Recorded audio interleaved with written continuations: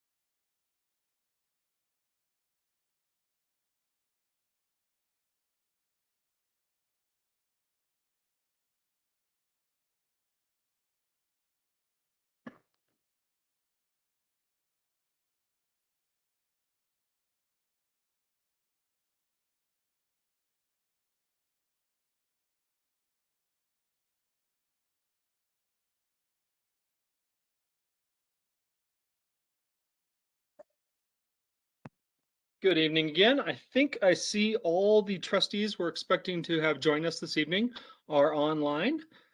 So I think without any further ado, let us call to order this meeting of the Nederland Board of Trustees for Tuesday, June 15th, 2021. Miranda, would you please call the roll? Mayor Larson. Yeah, here. Trustee Taylor. Here. Trustee Coombs Ismail. Here. Trustee Danforth. Here. Trustee Corvallin. Here. And please note for the record that Mayor Pro Tem Baumhover and Trustee Apt are absent. Thank you, Miranda. Before we get to the consent agenda, I just want to make sure everyone caught, everyone who from the public who's joined us. First of all, thank you so much for doing so. It's a great turnout tonight. But I wanted to make sure everyone heard that the SRU applicant, Mr. Fiore from the Caribou Room, has chosen to, he has to withdraw his application and postpone it to September. So we won't be doing the Caribou Room SRU application hearing this evening.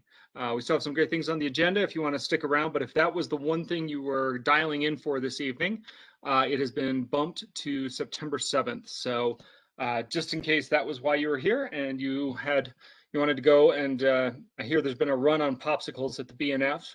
If you need to go try and cool off there before before the end of the day. Otherwise, we will move forward into our consent agenda, and we have simply the minutes and the warrants in there.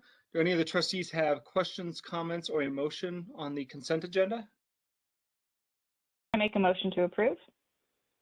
Trustee Taylor, I second.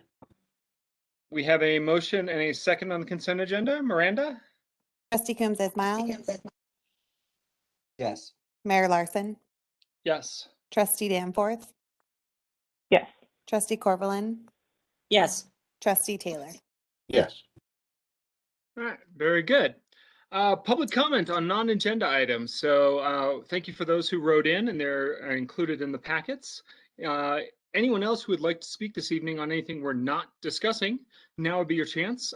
Simply catch our attention, let us know your name and whether you're a town resident or not. And you can have up to 3 minutes to let us know what you're thinking. If anyone would like to, the floor can be yours. Just catch our attention somehow by speaking, waving in the camera. This is Rick Henriksen. I've got something. Yeah, Rick, please.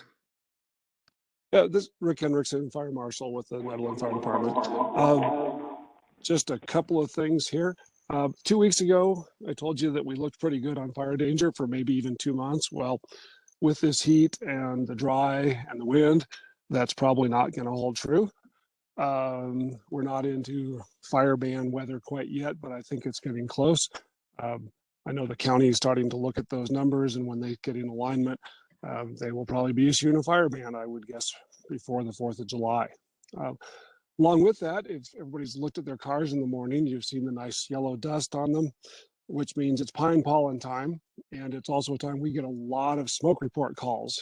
So certainly it can look like smoke, and we don't mind getting the calls, but take a look, watch it for a couple minutes, see if it is really kind of building up or if it's maybe darker in color.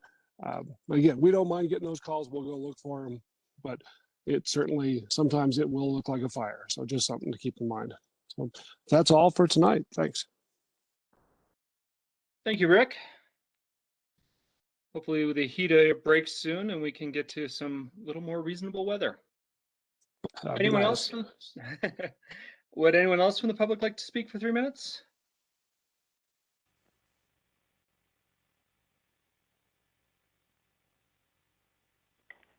Hello? Hello? Yes. Yes, who is this? Kathleen Shipai. I'd like to give public comment. Yes, please. You have 3 minutes. Kathleen Shipai, 30-year resident of East Magnolia, 17-year business owner. Yeah, I wanted to comment about my code complaint saying that 4 of the board members had a conflict of interest on voting on Miranda to be the administrator. And I did receive one response from Trustee Danforth, and unfortunately it wasn't in response to my code complaint. It actually avoided my code complaint. I'm specifically asking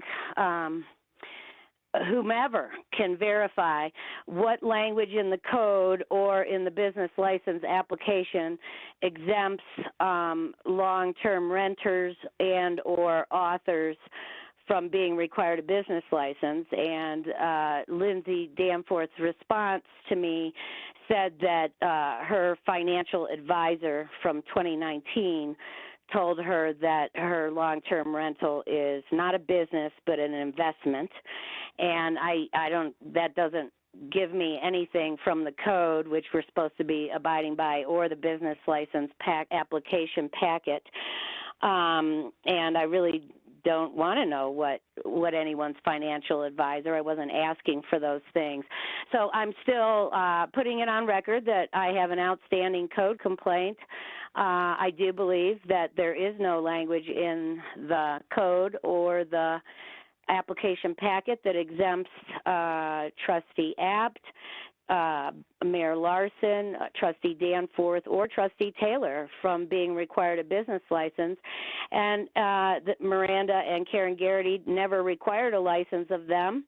And this is a conflict on their vote to hire Miranda because there was no quorum. There's 3 people left, and one of them, Jonathan Boomhover, was not there. So we had 2 people. And so I just want to put it on record that I am still awaiting someone from the town government, as no one has responded with citations directly from the code or the business license application that gives exemption. And when it comes to long-term rentals, also, there's a required change of occupancy permit, which is a building permit that business owners have all been being required to fill out, and that also was not filled out or required of Danforth and Larson. So I just want to put that on record. Thank you.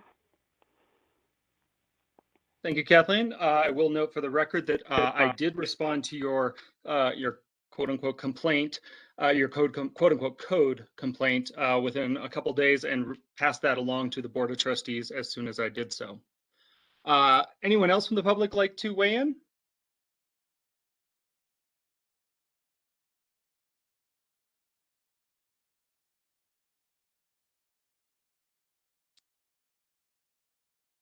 Hey, this is Rick Henriksen. Just have Oh yeah, Rick. one quick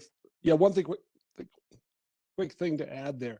So if you do see smoke or anything like that, or you're not sure, Don't call us at the station. Call either 911 or the county non-emergency number. That's 303-441-4444. Because calling the station, if nobody's there, we're not going to get your call. And that happens frequently because we're out doing other things. So getting a hold of the county dispatch is the best way to get us rolling to go check on something. Thanks. Thanks, Rick. Final call for public comment.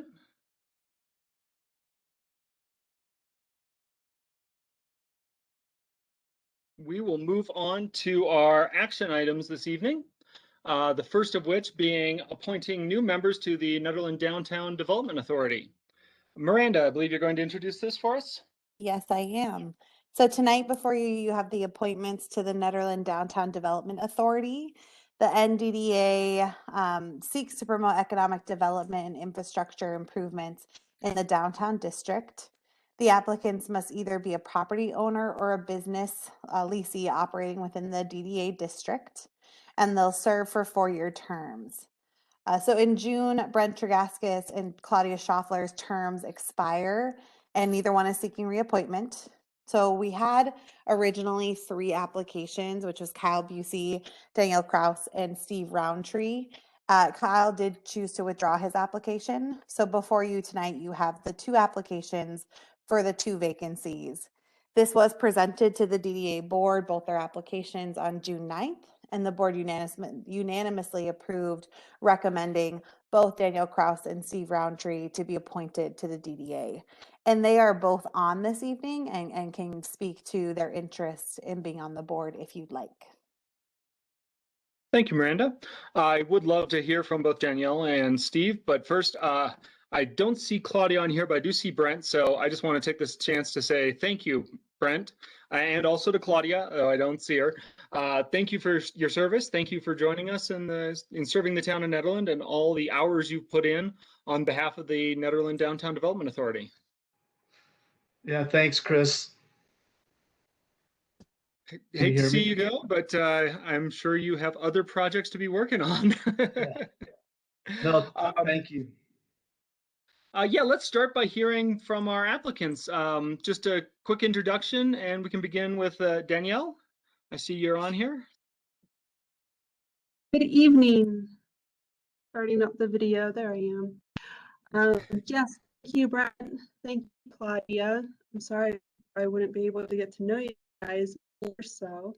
I have been at some of the meetings and got to know you a little bit, and I do see Claudia in town, which is nice.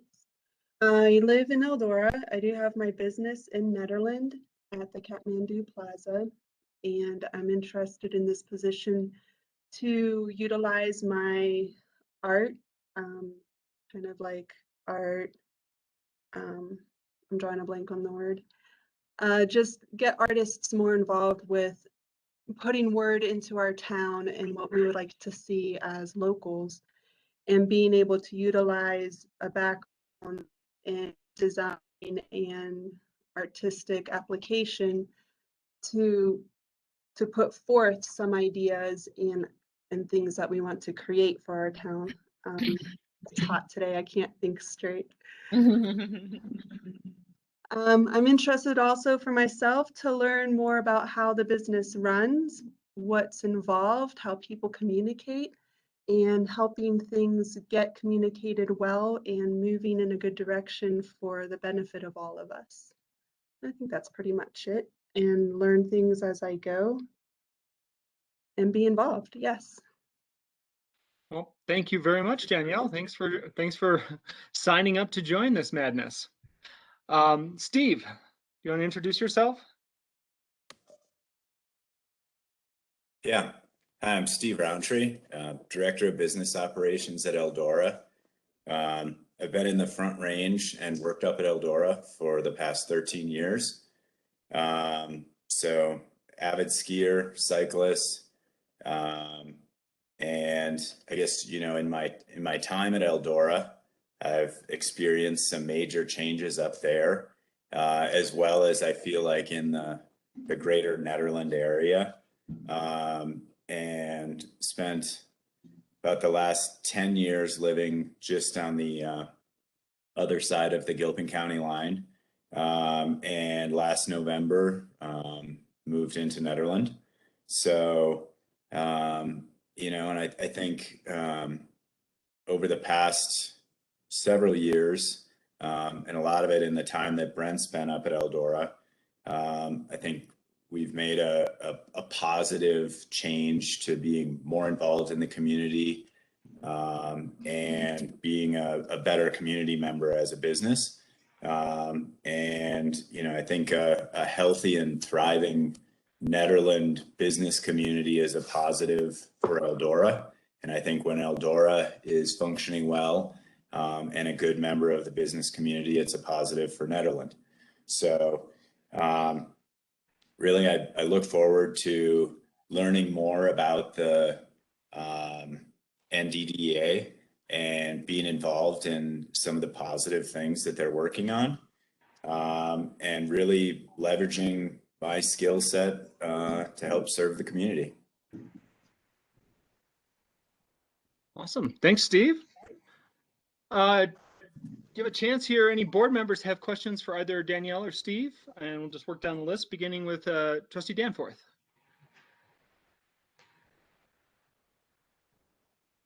No questions at the moment. All right. Trustee Taylor?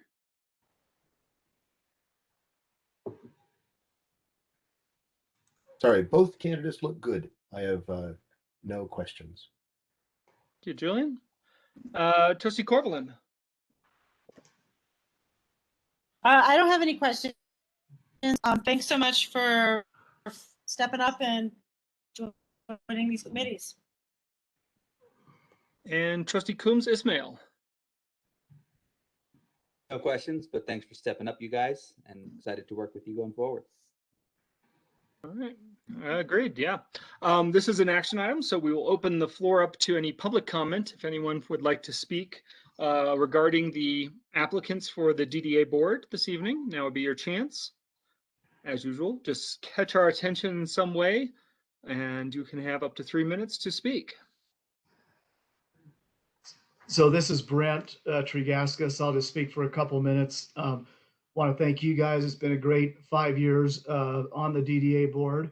And I think it was very exciting for me to have someone whose office is about 20 feet from mine be willing to take over, as I've kind of felt like my time was there. It was a good time for me to bow out. So I was very happy to have Steve be super interested in being on the board. And we, as a company, really think it's important to have a presence, you know, in the business community and want to do the best thing for Nederland. So very excited to have Steve, you know, on the team, and it makes sense for our company to stay as involved as we can. And since we do own property in the business district, it makes a lot of sense. So very happy that he was willing to step up. And Danielle, I don't know you really very well other than attending a few meetings, but thanks for doing it as well. And that's all I have to really add. But thanks to all of you guys.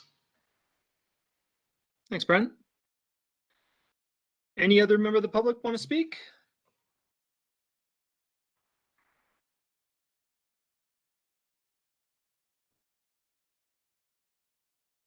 Not seeing or hearing any. I will bring this back to the board for further questions, comments, or motions from trustees. This is Trustee Taylor. I move that we appoint Danielle Kraus to the NDDA. We have a motion. Do we have a second? Trustee Danforth, I'll second. We have a motion and a second regarding Danielle Kraus's appointment to the DDA. Miranda? Trustee Danforth? Yes. Trustee Coombs Ismail?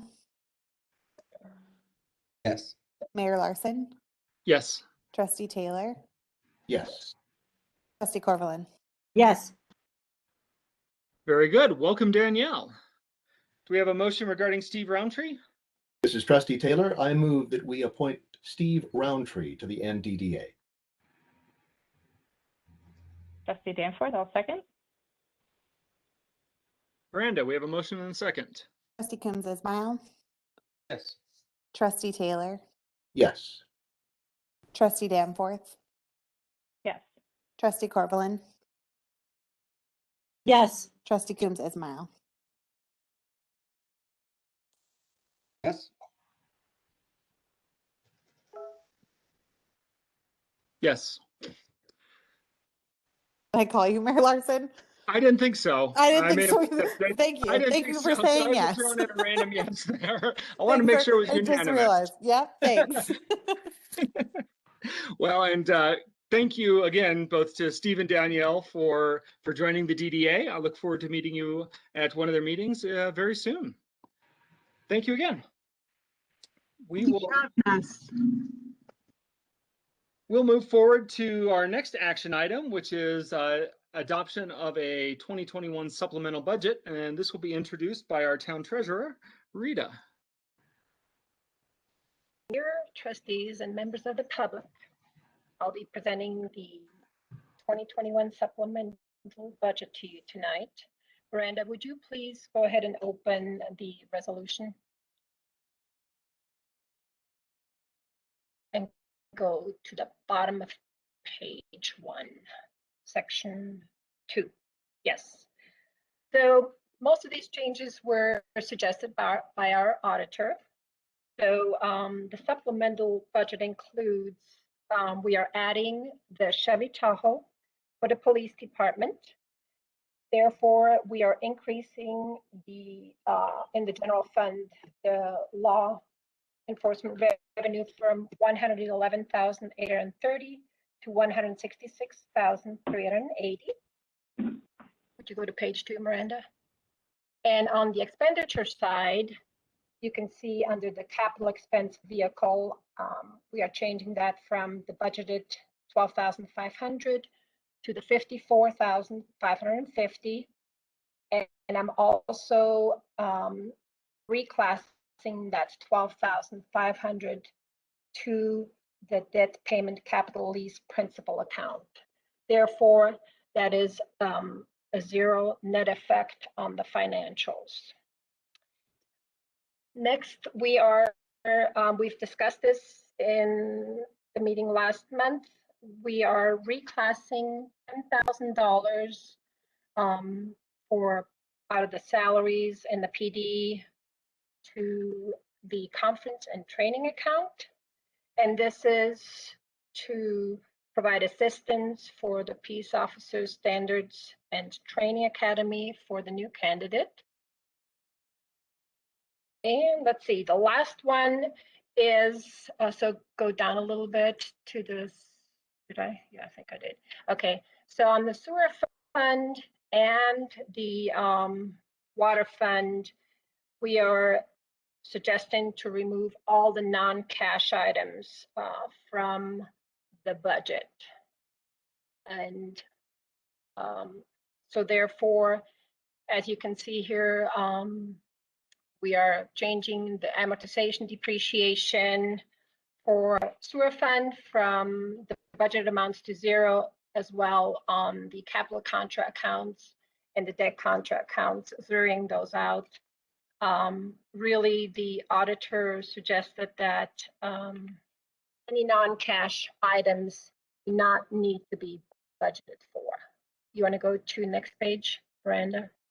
So really the same is the case for the water fund. We had budgeted, for example, 250,000 for depreciation. We're changing that to 0. Same with the capital contra and the debt contra accounts. So the question before the board tonight is, does the board approve resolution 2021-12 with or without changes? And do you have any questions for me?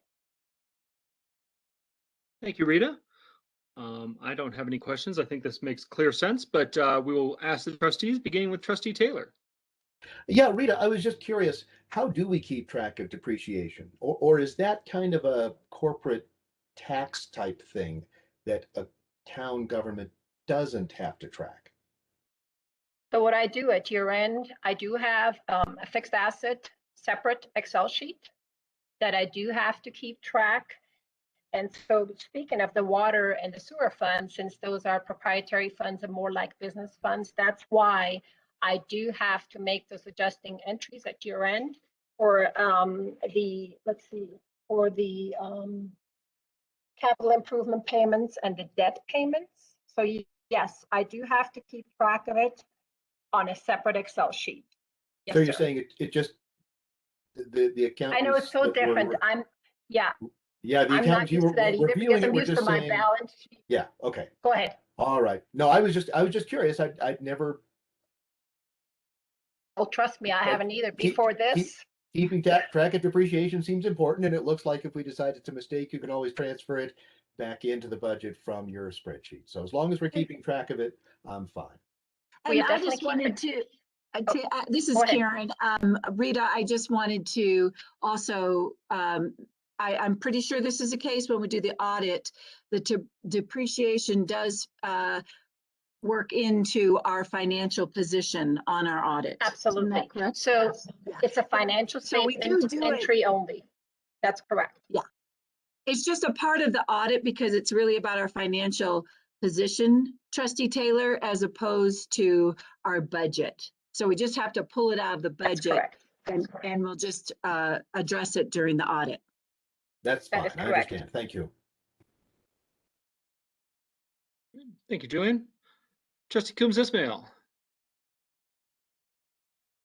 No questions. This makes enough sense to me, and I understand that it's just for the public, just in case it's unclear, that that these are financial elements of the town that we do still keep a record of. They're not budgetary elements, and that's why they're being removed from the budget, but it's not being removed from the town's finances.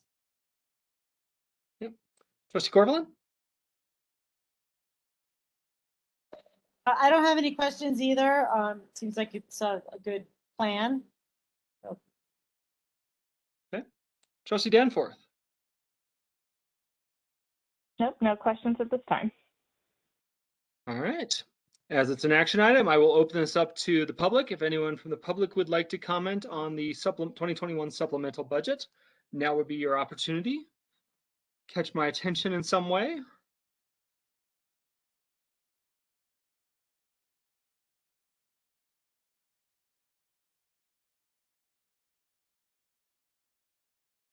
Not seeing anything. I'll bring this back to the board and see if anyone would like to make one of the suggested motions on the screen before us. I'd move to approve resolution 2021-12, amending the 2021 budget and approving a supplemental appropriation for the general fund. This is Trustee Taylor. I second the motion. Thank you. We have a motion in the second. Miranda, please. Trustee Taylor, Yes. Trustee Danforth, Yes. Trustee Coombs Ismail, Yes. Mayor Larson, Yes. Trustee Corvallin. Yes. All right. Motion passes. Resolution 2021-12 passes, and the budget has been amended. Thank you, Rita, for your work on this. You're welcome. Yeah, thank you. We are moving right along tonight, and we are going to move into our first of two discussion items, the Envision 2030 vision statements. And I want to open this up by I want to thank all the members of the Envision 2030 Steering Committee. This has been a lot of work over the last few months, a lot of meetings. I know we had a 2 or 3 hour in-person meeting in Chipeta Park, which was great to see everyone in person again and be able to really talk these through in person. And I think it brought about some much stronger vision statements. I want to just thank everyone for the hours and effort that they put in on this. And really, it's been a great process. You know, obviously it was made a little more difficult at the beginning because of COVID, because of our unique circumstances, as we keep saying this year, that started this off. But through that process, we managed the town staff, the committee managed to get a lot of public input, 200 and some member comments through a variety of formats, whether they're in person, virtual. I know we even tried a online, gamified solution to trying to get public input. And we've done just really appreciative of everyone in the community who's weighed in on this, helped us flesh out these vision statements. I think they're a very strong indication of the views of the committee, and I'm really appreciative of all the work everyone's put in. Having said that, I will hand this over to Miranda to talk us through it.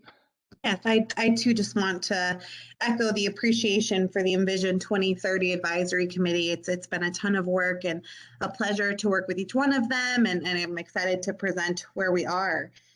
So just kind of to catch you up to speed from the last time we came before the board, our team spent the month of April working on getting community feedback on the vision, goals, and objectives that had previously been presented to the Board of Trustees.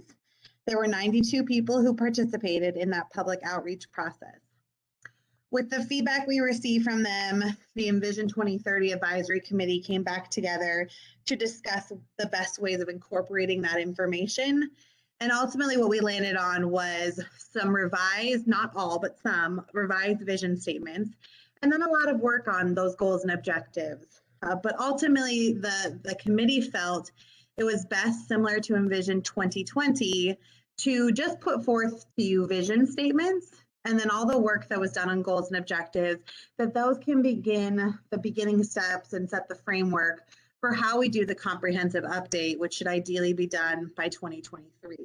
And so that is why before you tonight are just the vision statements, and this is the document we are looking to see if the Board of Trustees feels ready to adopt. In the packet you'll see is just a quick, I think, 4 pages. We did include what we feel we're kind of calling the values statement. The same statement was in Envision 2020, so nothing has changed here. And then on the following pages is all of our vision statements. So the question before the board tonight is, this is a discussion item. So we're just asking, for your feedback and if you feel like this is ready to approve. And if you support us revisiting the goals and objectives as a part of the comprehensive plan update, the alternative would be for us to continue to work on an action plan. That was the original intention of Envision 2030. However, we feel that having an action plan could potentially contradict a future comprehensive plan, and therefore it just makes sense, like I said, to use those items as a framework for the comp plan. Again, this is a discussion item. There are a few members of the Envision committee who have weighed in feeling like this is ready for adoption.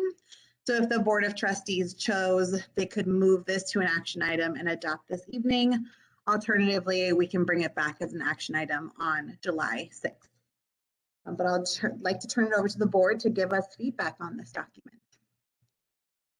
Thank you, Miranda. And I just want to make sure everyone understands there's a number of vision statements in this packet, and each one of these came out of one of the subcommittees. So there's a vision statement that was from the housing subcommittee, a vision statement from the economic subcommittee, one from the municipal government. Each committee put together one vision statement, and part of the work we did in person was to align those so that where there was overlap, there was not redundancy. So this is where these vision statements, I think, what are there, 8 of them in total, came from.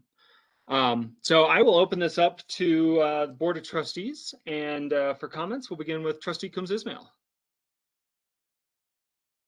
Just so I can understand the timeline that's being proposed here, are we proposing that we'll continue to work on the goals and objectives up until we start to update the comp plan, or are we saying that we're gonna wait on that until we start talking about the comprehensive plan update? Yeah, I think great question. There are members of the committee who are interested in gaining public feedback on the goals and objectives that have been worked on thus far. So I think that there will be volunteers who look to start to gather that input.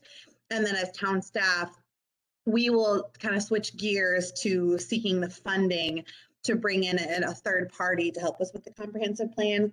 So while I wouldn't say there would be kind of deep work into those goals and objectives, the feeling is that we can keep carrying it forward and finding out how the community feels about maybe some of those hot topics that are before us over the next 10 years.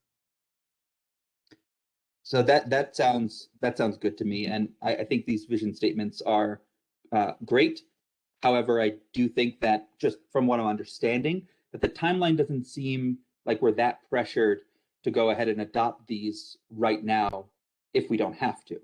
And in that sense, I guess what I'm saying is I think that there's opportunity to get more public feedback on the draft vision statements, kind of like, from strongly disagree to strongly agree type public feedback on some of these vision statements to try to kind of figure out, now that people have put in the hard hours and the effort, how people who haven't been part of that committee might respond to some of these statements, which I don't think we've really given that much of an opportunity for folks to respond in that way. So right off, like, my kind of gut reaction to this is that perhaps this is an opportunity to share these vision statements with the community, let them kind of percolate out there for a longer period of time, collect feedback on that, make final revisions, and then adopt. Because it seems like we have the time to do that. And correct me if I'm wrong on that timeline. Yeah, absolutely. And the Envision Committee did discuss that. There was members of the committee who felt like a lot of these vision statements haven't changed since they were first released back in February, but some have. And so I think that there are ways in which we could release these and ask for maybe some of those strongly agree, disagree, comments, and continue to work on this. And there are also members of the committee who do feel that way, that perhaps it's not the time to formally adopt these, but kind of continue that discussion as we head towards the comprehensive plan. And I think there's support in many different directions. And that's why we're looking for your feedback. And what you're saying, Trustee Coombs Ismail, does mirror some sentiments of members of the committee. Yeah, and then I'd also say that some of these vision statements are kind of very thorough and articulate kind of a maybe a more targeted vision towards Nederland, and are actually longer, right, in word count because of that. And some of them are much, much shorter. And I'm finding it difficult to disagree with any of them, but I do think that the amount, that the way that something is articulated and the specificity with which it's articulated does demonstrate a sort of how much, it, to some extent, demonstrates how much we value that topic. And I would maybe like to see, if we can't get more of these fleshed out, to be more targeted and more specific to Nederland, rather than being so general as some of them are. I'm looking at housing, and I'm looking at affordable healthcare and human services, for instance, as kind of very short and brief statements that are very difficult to disagree with, but don't really articulate a vision that's specific to Nederland. I mean, I think these are statements that could really apply to anywhere on the earth. So in that sense, I do think that we could work on these more. We could flesh them out a bit. And I think bringing more of the community in at this stage would make sense for doing that. Thank you, Eric. Tanya. Hey, I was just reading some of these letters, and there seems to be a couple that seem to be focusing on growth and the IGA. And I'm wondering why these letters are being written. Is there anything in this vision statement that says one way or the other regarding the IGA, and that would impede us from continuing with the IGA in the future? And is there, so why do you think that these letters are being written about growth? Is that a different conversation? Yeah, I think that's a great question. So as a part of the goals and objectives, the IGA started to become a discussion, and it's definitely something for the Board of Trustees to look into sooner rather than later. But there is a feeling that these vision statements, that these vision statements don't guide any which direction on the IGA, but that some people could interpret it as maybe being for or against just based on how they're worded. And so I think back to Trustee Coombs Ismail's sentiment, it might be good to get feedback to see if there's a feeling that these vision statements maybe are implying that we would go one direction or another. But the majority of the committee did not feel that way, but there were members who had expressed concern that we don't want any vision statements that kind of hone in on that we're leaning one way or another when that conversation hasn't been held. But back to part of the question, it was a part of the goals and objectives conversation, and that's not what is before you today. And one of the letters was, I believe she was on the board, one of the boards for the Envision, was saying that she thinks there should be something in our Envision for 2030 that actually does say how we feel about growth and development. Is that something that other members feel that needs to be stated now? I think that the Envision Committee was somewhat split on that. There was a feeling that for vision statements, there are typically very broad, and that's where you use other supporting documents like a comprehensive plan to dive into those specifics. So that kind of got briefly discussed when we were at Chipeta Park, but there hasn't been, I think, enough dedicated time to look into that of whether or not. I'm sorry, when Yeah. does the IGA expire? The IGA will expire next year. Next year when? I'm looking, Karen. End of It's I was gonna March. say, I believe It's March. Yeah. What's in that? March. March. In March. So that means that as a board in a town, that needs to get discussed prior to then, right? Yes. I'm just trying to, I know it's off topic, but okay. So I agree with Eric, though, that this needs to get put back out to the public before we should approve it in any way and see if any people have any feedback, if the town feels 100%. And since it is to represent town, it's not just us or the few people who did these committees, who I respect very much for their time. So I want to thank them all for participating in that. There was something else I wanted to say. Oh, I was wondering at some point, also, is there a more detailed packet with the Envision, or are you guys just putting out these statements? We're just putting out the statements at this time. Now, Okay. any member of the public can access the goals and objectives document that we've been working on our website, if you go to our vision page, but all we're putting before the board are the vision statements. Yeah, I think we should put this out on the website, the town website, and other ways of getting out to people and see how people respond, and hopefully just approve it in the next meeting. I would say to be fun at some point, there's not like a whole, but put something in Vision 2020 and just kind of highlight some of the accomplishments achieved from 2010 to 2020, kind of show people, how it isn't just time. That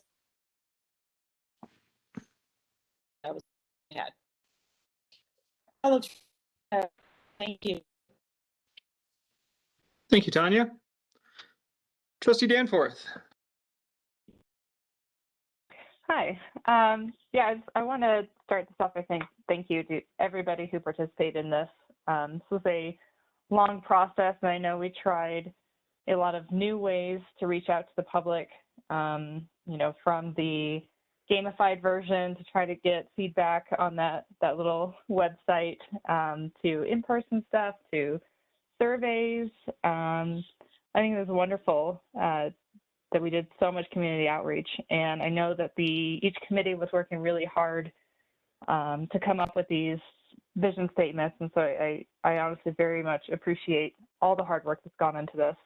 I'm kind of torn between just adopting this and putting it back out there, just because this has been such a long process, and we've taken so much time to develop the vision statements the way they are. But if the majority of the board wants to put these back out, I think that's absolutely fine.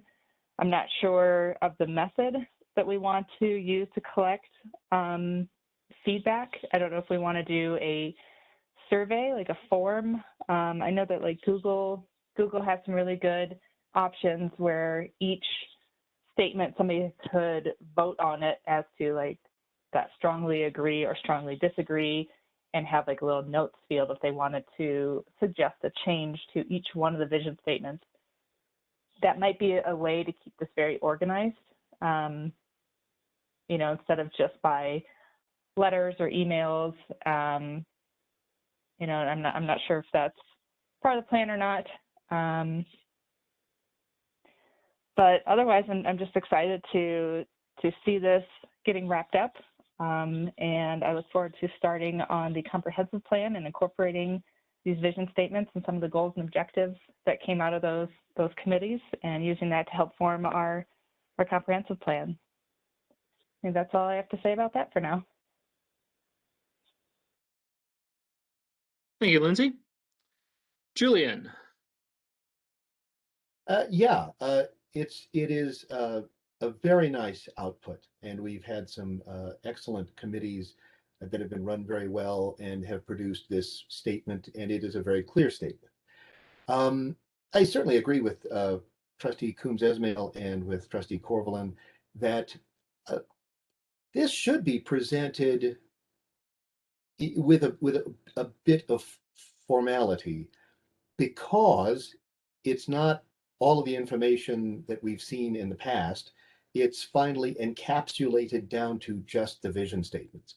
And I think this will be much easier to digest than all of the other information that's been presented. So I think it is a good idea to present this with request for input. It's an interesting idea using Google Docs for that. That could be a nightmare, but it could also be a really excellent way to allow the public to provide comments on this document. So I do like the idea of not approving this today, but just one more round in this simple, easy to read, encapsulated form without any other distractions. I think that will be very easy for the public to digest and then comment upon. Whether you use Google Docs or just put it in the paper and ask for people to email in or call in or use our forms on the website. Any one of those, I'm sure, will work just fine. And then I look forward to reviewing this again with those comments and approving what we end up with. I do have one quick question, though, Miranda. In statement number 3, we say, in 2030, Netherlands thrives in a healthy, diversified, localized, and sustainable economy. I understand 3 of those words, but I don't understand what localized means in this context. Is there a simple word that perhaps expresses what we mean by localized in a way that I could understand? So we actually have Karen Blakemore on, Mhm. and I'd like to invite her to speak to that because that is one of the committees she represented. So Karen, would you be Wonderful. comfortable speaking to that? Sure, I can speak to that, but it's not my committee, but there is overlap between the committees. What we're looking at here is the economy to provide everything that the citizens need, so that they don't have to commute down the hill for I see. for medical services, for gas station, groceries, etc. So I can see Thanks, why you Karen. used localized, because that's one word, and it sounds like what you're describing takes more like 10 words. And one of the things I think of as I look at this is how it's going to look on a plaque in our community center, which is what we did with Envision 2020, and that was a great idea, and I hope we do the same thing with this. And so it's got to be able to fit on the plaque, and people still have to be able to read it. And so that's an important issue to keep in mind for these. And so, yeah, if I understand what you're talking about, Karen, I'm going to noodle on this a little bit and see if I can suggest a word that helps express that I would understand. And Maybe everyone Trustee else already Taylor, understands it. yeah, sorry, Karen, I was looking at box 4. Actually, Scott Papich is a member of the committee who would have done economic development along with Mayor Larson, but Scott Papich is also on the call if you wanted any additional input. Okay. Scott, if you have a suggestion for, I mean, I'm just saying, I think localized, and it could be because I'm a software engineer and localized has a specific meaning in software. But it could be that localized is going to be clear to everybody. If it proves to be problematic for anybody else, I think if there's any problem in that paragraph, it's the word localized, and it would be, as I say, I'm going to noodle on it a little bit and see if I can think of a word that would express that better. Understood. And I think it's a word that, it's good to get the feedback from the board before we go out to the public. And if it presents a problem for the majority of this group Yeah. to intuitively just feel it and understand it, then we could go back and substitute different words that make more sense. And I would invite Tom also to comment on this because he's the chairman of that particular committee. Well, so far it's just me. So if nobody else is confused by the word, then it may just be fine.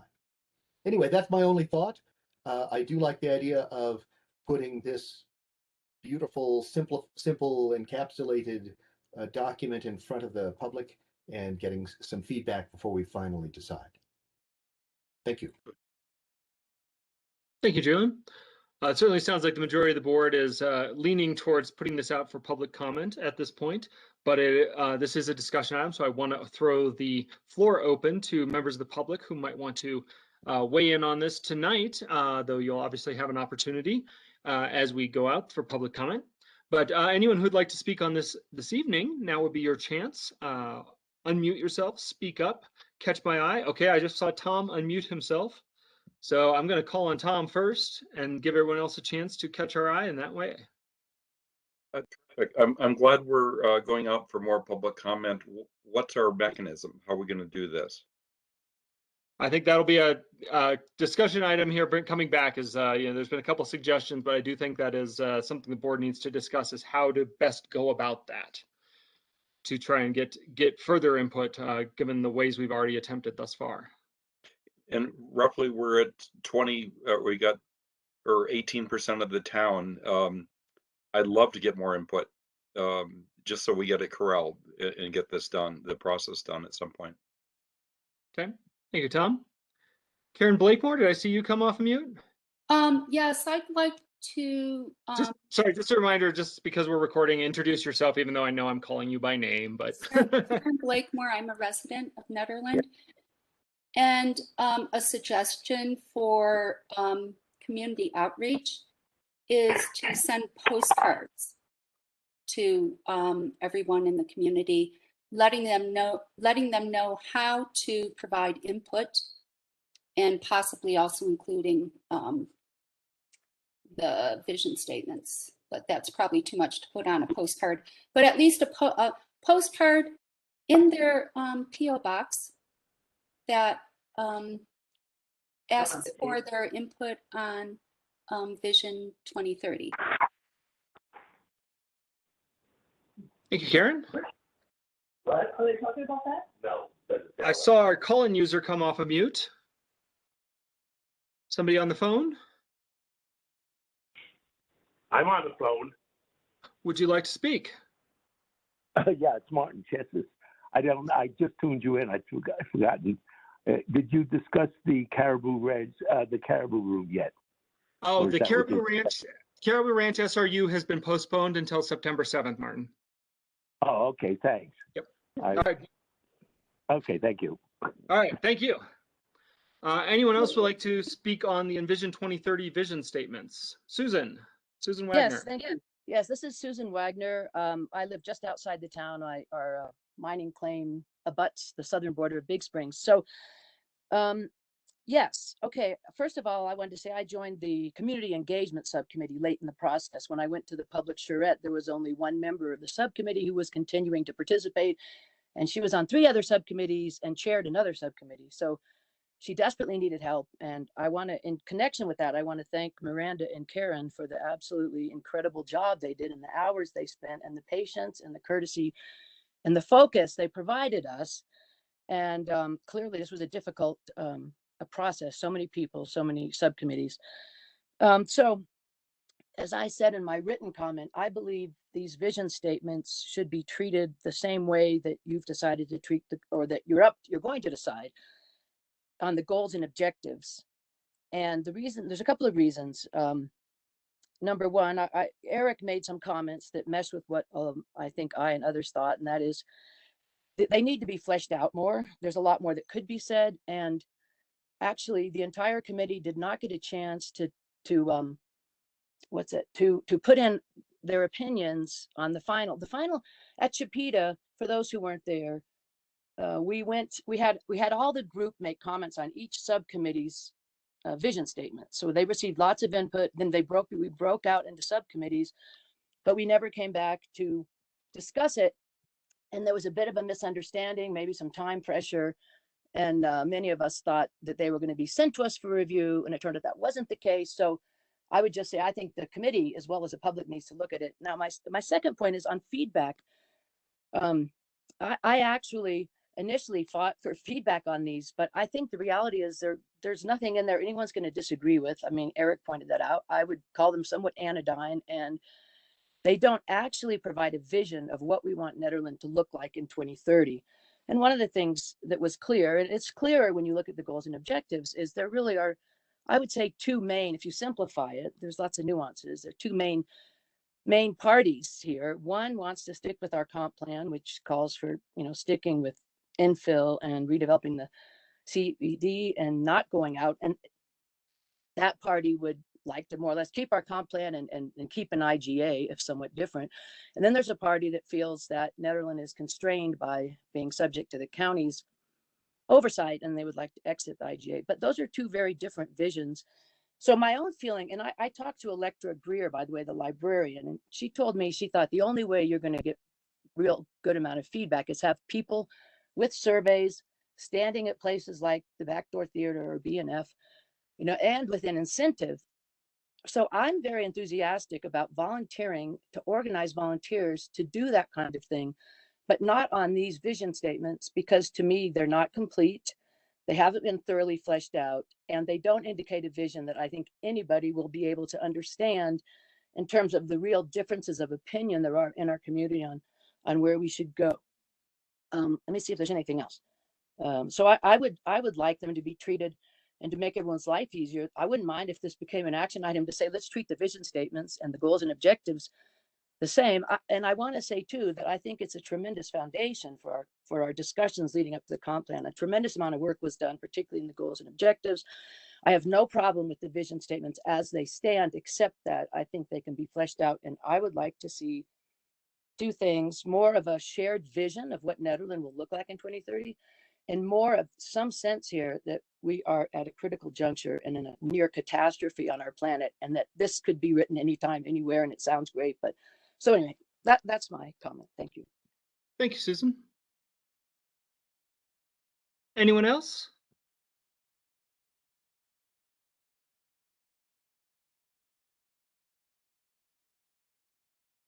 All right, I will bring this back to the Board of Trustees. It sounds like we're all, there's pretty strong agreement in sending this out for further comment and discussion. There was the question raised about the best way to do that, and we've had a couple suggestions here tonight, both from the board and from the public. I would turn to town staff and ask them, what do you guys think are the ways that we can do this and go for more public input without unduly weighing upon you guys and putting too much work on your plates, as you guys have been doing this for a few months already?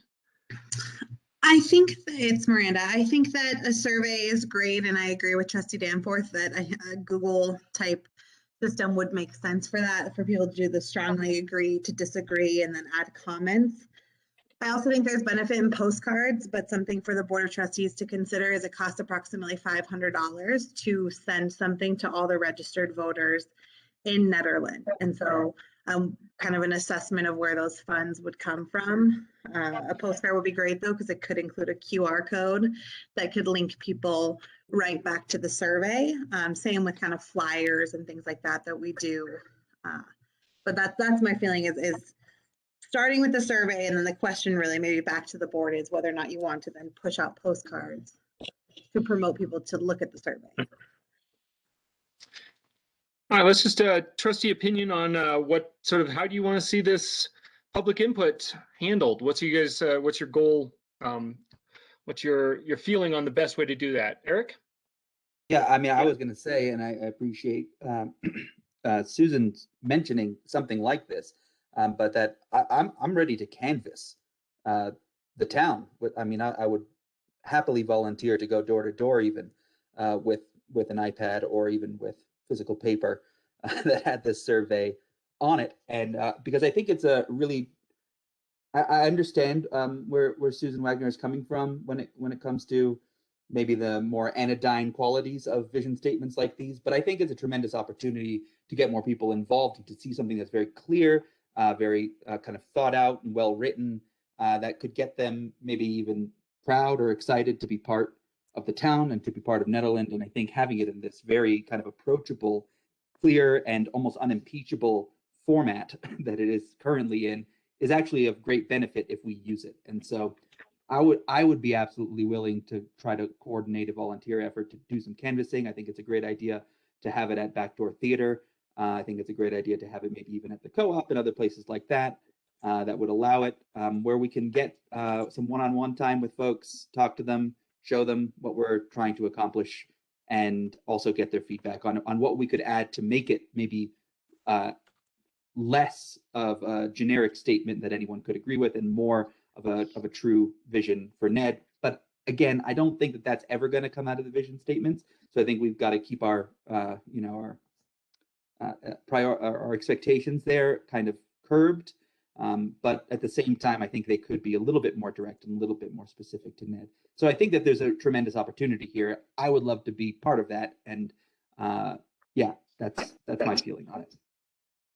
All right. Thank you, Eric. Tanya? I was thinking a little more, I guess, low effort in the sense of online surveys where people can write in ideas, or if they like it. I mean, at this point, I don't think we want to get the input that we needed 6 months ago, like to start over. But I think we do need to know if there's some things people would add in or not. And agreed, a lot of people aren't online. So there's also the farmers market, which is a great way to get people to read it. And I mean, the thing is, I don't think there's anybody who's going to read these statements is going to say, no, I don't agree. But I think it's important to get it out there to make sure that people have read them and can add in opinions or, maybe even more specifics. Although I'm hearing this goes on a plaque, so we don't want to get too wordy, correct?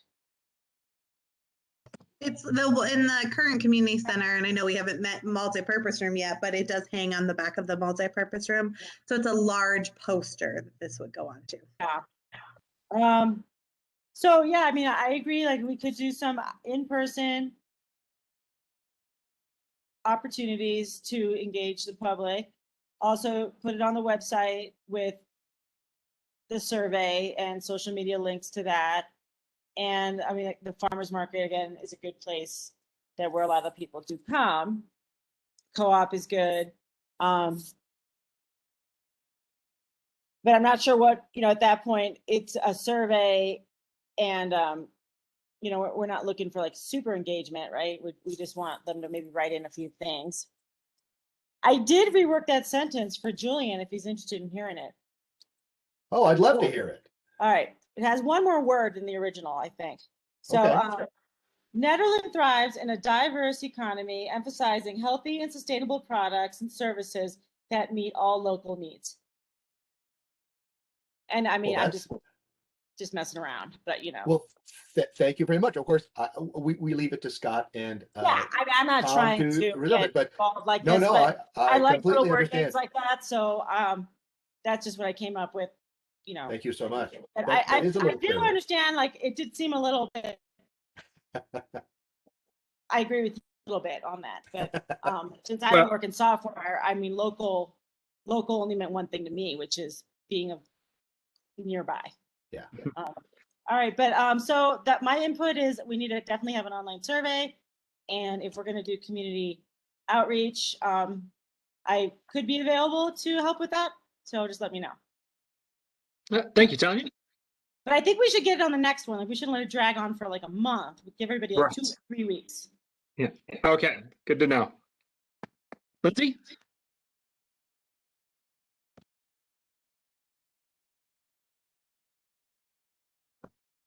I see you're off mute. We're not hearing anything. There you go. I have 2 mute buttons. So I got to always figure out which one I'm using.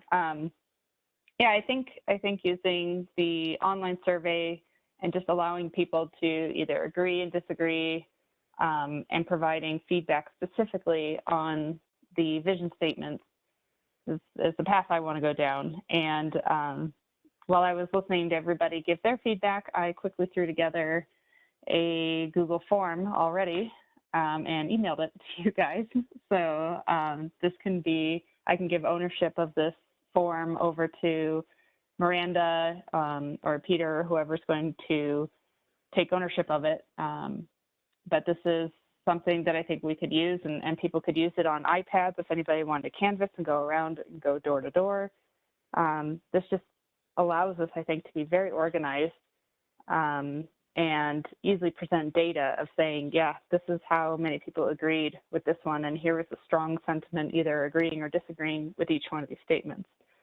So yeah, I think if we want to move forward with it, you know, if my form works for you guys, I'll hand it over. Yeah, and excited to see what people think about it. Thank you, Lindsay. Julian? Yeah, I certainly understand the issues regarding the IGA and various other controversies within the town. And we all understand that the town does have there are problems within the town that have two sides, and people are going to argue those sides vehemently, hopefully eventually coming to a solution. And of course, the problem with the vision statement is those disagreements don't go into the vision statement because they are not the vision. The challenge for the vision statement, and this may be something for us all to take into account very carefully, the problem for the vision statement is to figure out within each of those controversies what is the vision that the two sides share. Can that vision, regardless how we're going to get to that point, go into the vision statement clearly? And so I certainly understand that people are concerned about things that are implied in this vision statement, because the vision statement is very general. And I certainly understand that the vision statement would be even more effective if we could adjust the wording a bit in order to bring it down to Nederland more clearly and try to move past controversies for this document while leaving the controversies in our other documents so that we can resolve them. But for this document, a challenge would be to determine if there is a common goal that all sides share. And if that's the case, perhaps that goal does go into the vision statement. Yeah, Lindsay, thank you very much for the Google Doc. And if Miranda feels like they have the time to manage that, then I think that's an excellent way to get some feedback from the people who are able to figure out Google Docs, because I know my wife can't, and I barely do. So, but it's okay, because a lot of people do understand Google Docs. That's all I've got. I would like to see this put out to the public again in this encapsulated form, because I think it carries important information. Perhaps members of the BOT could step in and make some comments on where they think we should be a little more Nederland centric. We on the BOT could kind of kick off the initial comments and see where it goes from there. And that's all I've got. Thank you. Thank you, Julian. Yeah, I think we're all in agreement. We have a thank you, Lindsay, for the quick turnaround on a survey that hopefully we can get out on social media and the town website very soon, along with these vision statements. And Miranda, do you think you have an idea on how sort of the direction the board wants to go with public outreach and a way forward, or do you have any questions? No, I have no questions. And so I think our intention would be to release the survey by the end of the week and then give people until July 2nd to complete it. So that's 3 weeks, or excuse me, 2 weeks. And then bring this back on July 6th. So just confirmation that that matches, I think, what Trustee Corwin was asking for, and it is a quick turnaround. But I know I can work with Peter, though, to push out like flyers and things, but I just want to make sure that's a good time frame for the Board of Trustees. This is Karen Garrity. I just want to make one statement about that. And that is, I know a lot of people who are taking vacations right now because, COVID is finally getting to a place where they can. And I'm just want to mention that because if you do have such a short window of 2 weeks, you might not reach some people. Just wanted to say that. Trustees, how do people feel that pushing this to the July 20th meeting? Does anyone have a problem with that, to give more time for feedback and then more time for potentially for those who are so inspired to take and who have iPads, to take those around and to try and do some of the outreach at the Board of Trustees, leading the outreach effort at the farmers market or the backdoor theater or the areas that have been suggested? Any trustees have problems with pushing it to the 20th? I No. like pushing it. Yeah, I agree. And I don't have an iPad, but if anybody has one, I'd be happy to take it around town. Well, and we always, too, Trustee Coombs, we always make physical copies available at Town Hall of any Sure. survey we do, and so happy to equip you with those. So in that case, what we would do is look to release it by Friday with an end date of the 16th of July, and that basically gives 30 days, just shy of 30 days. And just a suggestion on the kind of format of this, I do think, now that I see what Lindsay put together, which is awesome, that it was done so quickly, that maybe these could also benefit from just a second rating slider that rates how strong someone thinks the statement is, kind of from weak to strong, with the same increments as whether or not they agree. Does that idea make sense to anybody else? Yeah, we can definitely add that in if the board, and Trustee Danforth, if you wanted to, or I'm happy, Peter and I can take it over from here.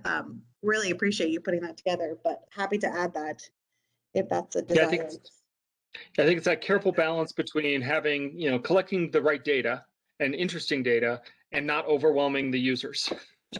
Because I know, you hit a survey, we have 8 questions on here with comments, and yeah,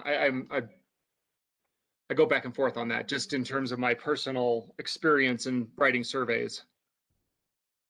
Yeah, my fear is that disagree to agree doesn't actually reflect the information we're trying to get, as much as maybe rating the strength of the statement and how well crafted someone thinks it is might be more interesting information. And so I do think we need to know if people agree or not, but I'm suspecting that a lot of people will strongly agree with all of them, and that will be useless data for us. So strength, weak to strong. Substituting a different question. Yeah, I think Trustee Coombs Esmail, your word strong is one that I'm not completely understanding, but the other term you used, which was well crafted, that I understand pretty well. And I think that's a word that captures what you're trying to express better. So perhaps a little fiddling with the terms, but I now think I understand what you're driving at. And I think that would be a good thing to include. Does this need a little editing? And if so, down in the comments section, suggest an edit. So that would be excellent. Yeah. Mm-hmm. I don't hate to volunteer you, Eric, but can you work with town staff to kind of craft this over the next couple days so that it's so we get good data out of it? Because I know this is something you've done. So. Yep.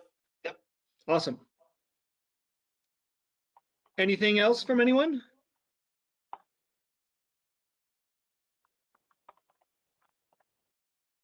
All right. Thank you all very much. Again, thank you to the members of the Envision 2030 committee and all the members of the public that helped weigh in to craft the sentences we have so far, and look forward to seeing the feedback on them. So we have a second discussion item for this evening, which is the recommended amendments to the International Energy Conservation Code. And I believe this is going to be introduced by our sustainability coordinator, Garrett. Welcome, Garrett.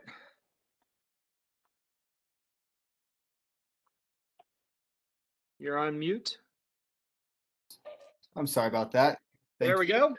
Yes, good evening, trustees. I'm here to talk about, I was asked to compare the 2018 building code to the building code that is currently being used by Boulder County. But I wanted to provide you some background on the importance of energy conservation in the built environment.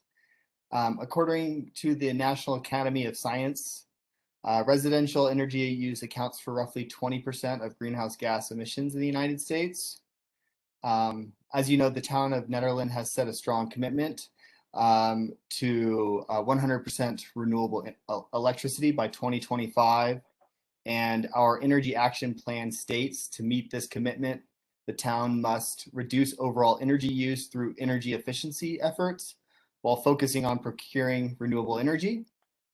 In Nederland, the residential sector produces 46% of Nederland's greenhouse gases, and half of the town's emissions is coming from the generation of electricity.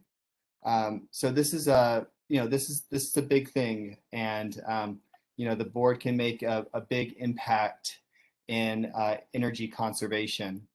The SAB has done work in the past. We've worked with Excel Energy to encourage folks to use energy efficiency through energy audits and providing information on weatherization opportunities to low-income residents.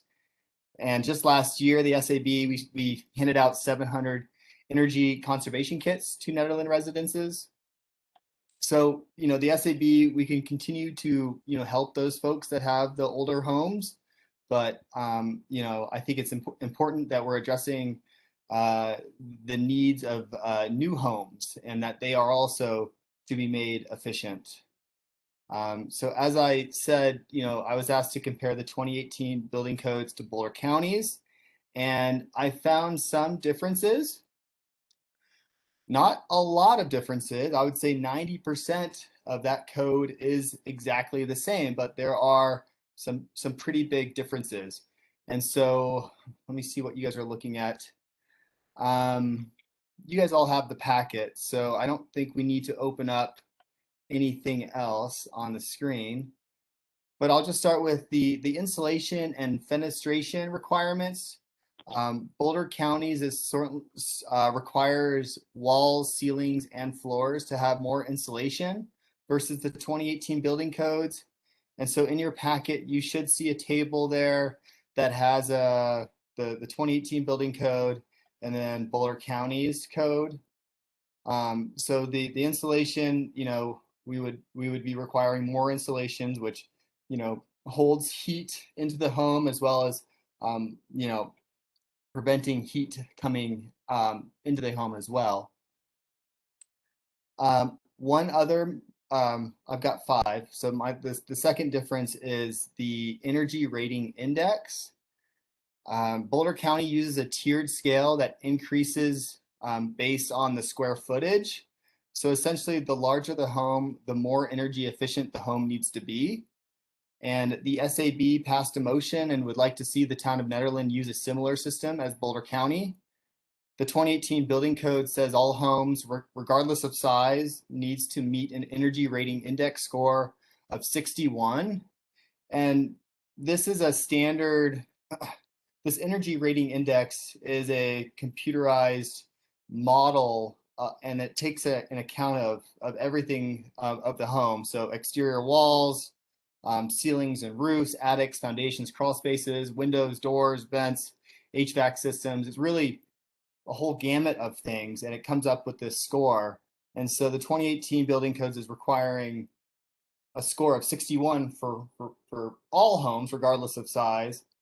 But Boulder County says, no, if your home is, large, we want you to have a more efficient home because that home is, consuming more energy, essentially. And so really the big question is, what is the cost of energy efficiency? And so I haven't spoken to any local builders, but I believe that is the process, and Miranda can get into that a bit later. But the numerous sources that I've seen is that, if you compare an average home to, say, a net zero home, you're talking about increasing the costs of, between 5 to 10%. So there is certainly a cost to energy efficiency. However, there's also, that return on investment as well. That home will be more energy efficient, and so your energy bills are going to be less. So so there's that as well.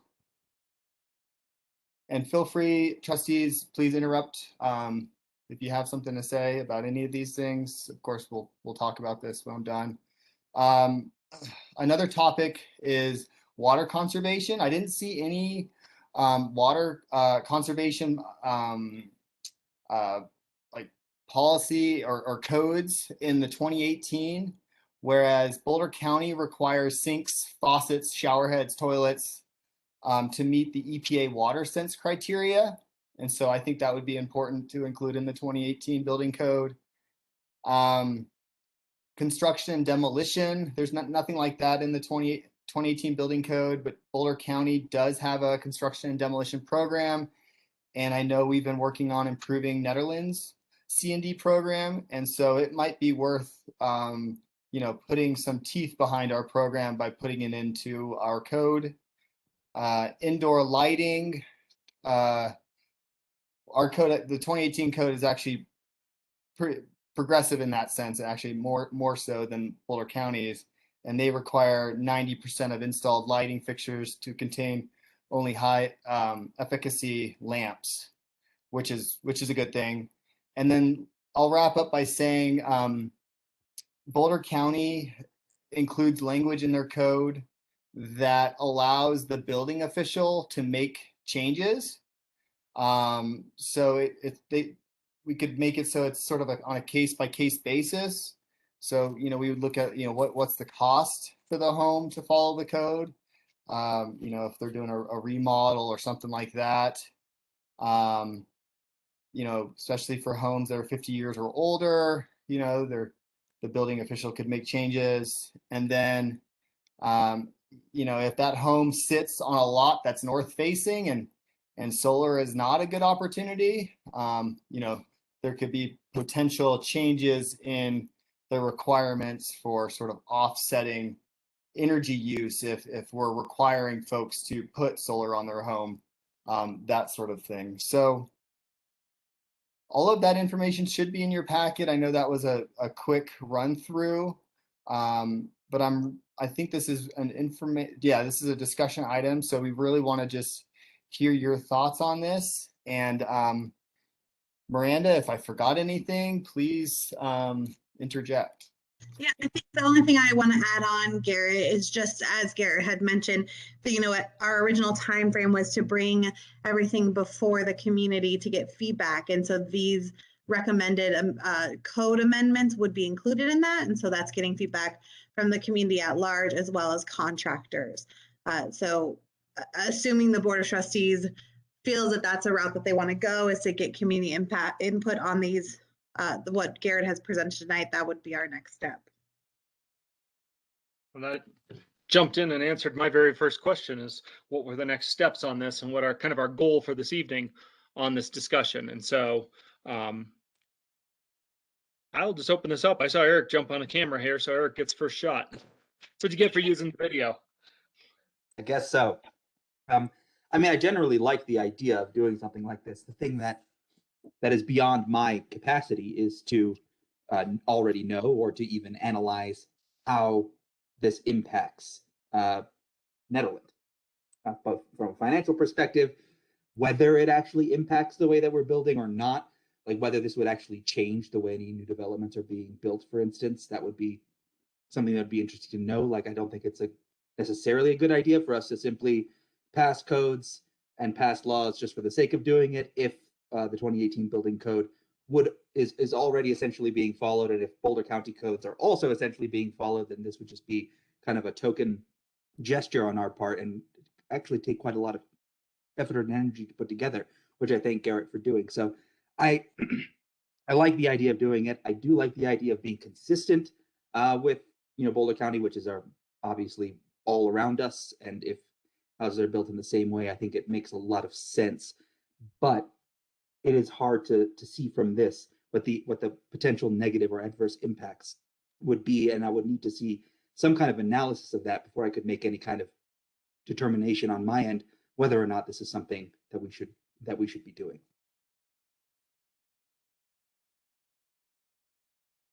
Thank you, Eric. Trustee Corvallin? In general, I'm fully in favor of this for any new construction that occurs in the town of Nederland. I think ultimately the cost benefit will happen within like 10 years as far as energy consumption. I personally live in a house that's really cold in the winter and really hot in the summer. And it would have benefited from something like this in 1979 when it was built. But I do have a concern. Are we talking about remodels within a house or just additions would this apply to? So if I wanted to remodel my house and I needed a permit, I wouldn't have to change my 1979 house to adhere to a 2018 code, correct? It would just be for any addition I would do?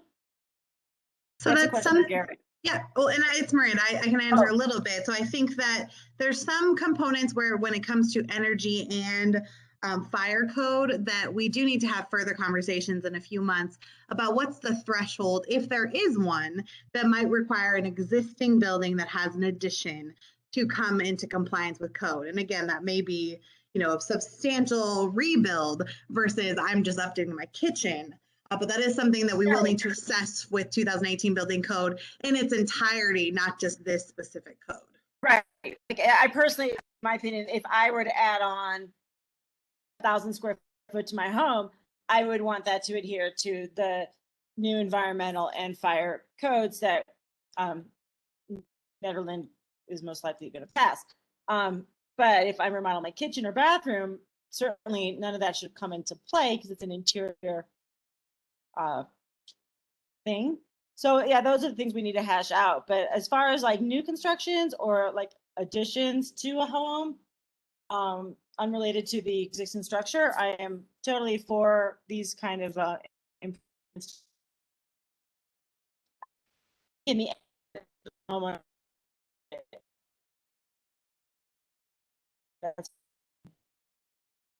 Thank you, Tanya. Thanks for bringing up the point that I know Jonathan would have brought up were he here this evening, the idea of a threshold. You know, if you're doing a minor remodel, it should be treated differently than if you're scraping the house or doing a 3-wall remodel. Trustee Taylor.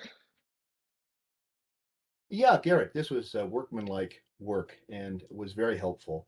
The comparison between Boulder and the Boulder standards and the standards we are considering did not strike me as being irreconcilable. There were a number of cases where we could give or take one way or another and feel pretty comfortable about it. The part about requiring 90% of light fixtures to be high efficiency, that's almost given now because you almost can't get an inefficient light fixture. So that's one of those things where I'm willing to say, oh, sure, we'll require 75% just like Boulder does, but we're going to have most of it high efficiency anyway. I was pleasantly surprised by your 5 to 10% more expensive figure. I thought it was going to be way bigger. So that seems manageable to me. If we go, when we go to the new standards, whether we go with Boulder standards or we make modifications to Boulder standards, I think we're going to be in very good shape, and I don't think it's going to be adding distress to the housing market. Finally, the part that I liked a lot from Boulder was the one where for an older house, the person responsible for assessing it would be able to make exceptions. Because to be a nation of laws is one thing, but you don't want the laws to make all the decisions. You'd like people to make the decisions with the laws being the guide. And so for cases like this, when we can allow a little leeway and we believe we have competent people making those choices, that seems like a really good out to have for certain cases. So yeah, I appreciate the work you did, and I found myself enlightened by it. Thank you very much. Julian? Lindsay?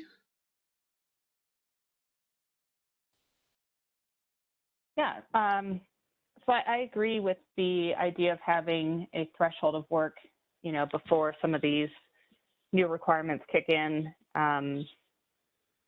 that might be important to consider. But you know, in general, I think these look really good, and I think this is needed for the town of Nederland and for people buying and remodeling, and they need guidance, I think, and adopting the 2018 standards, I think, is a good thing for us to do. Thank you, Lindsay. Yeah, and I think I agree. I really want to thank Garrett for all the hard work he put into this and reading through these documents and finding the points of agreement and disagreement. I think it's going to be really critical when we take this to public input to hear from, you know, sort of our local professionals and find out if this is, you know, what this impact looks like from their side of things. And I know it's a very volatile building market right now with the cost of materials and shortages of materials. So it'll be perhaps not the cleanest information we've ever seen, but I think it'll be very critical when we do go to public to get that input from the builders, from the community. And I'm looking forward to that next step in the process. I do want to, since this is a discussion item, if anyone from the public wants to weigh in on the 2018 standards, this would be a great chance. You know the drill by now. Catch your eye, speak up. You can have 3 minutes of floor time.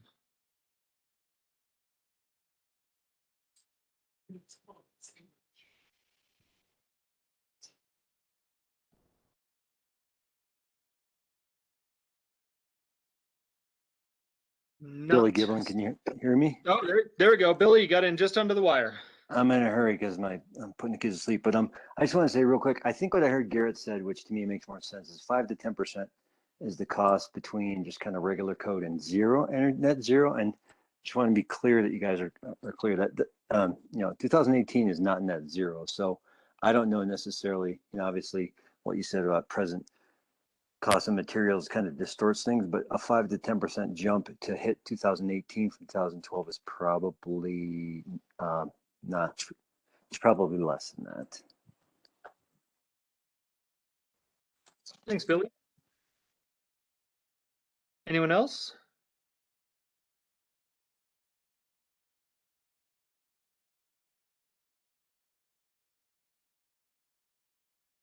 All right, I'll bring it back to the board. Yeah, I think you, Miranda and Garrett, do you guys have the input you're looking for from the board? Yeah, I think that we'll continue to move this forward in our next step in getting public feedback. Any final thoughts or comments from the board? Anyone have anything that's come to their mind? I just want to say that, you know, in terms of, oh, go ahead. I think it's you, Who's Tanya. about to speak?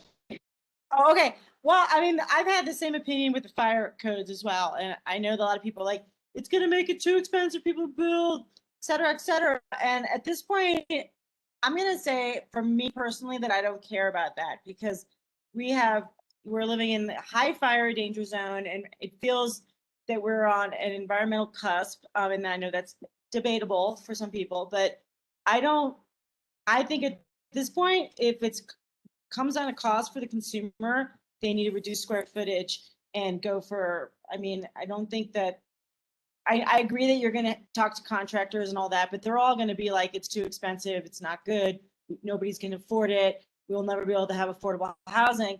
But we haven't had those kind of codes before, we don't have affordable housing. So that's just my opinion. I'm just putting it out there, but it's just, I know we're going to bring this back for a future discussion, so. Yep. Thank you, Tanya. And I totally see where Tanya is coming from there, in terms of this idea that we simply just need to do what's right by the environment and do what's right by even each other, and put measures in place that are a net benefit to everyone. But I just want to make sure that they actually are a net benefit to everyone. Like, I don't want to, you know, adopt code language that forces us to use certain materials that are produced in a way that is environmentally unfriendly, and so actually, you know, makes things even worse.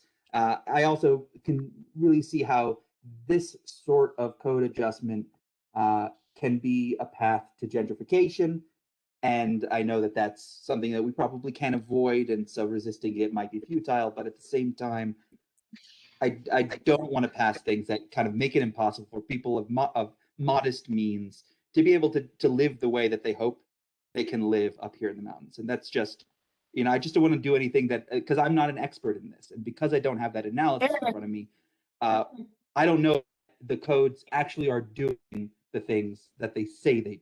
And I would like to kind of know that more clearly before I, vote yes on approving them.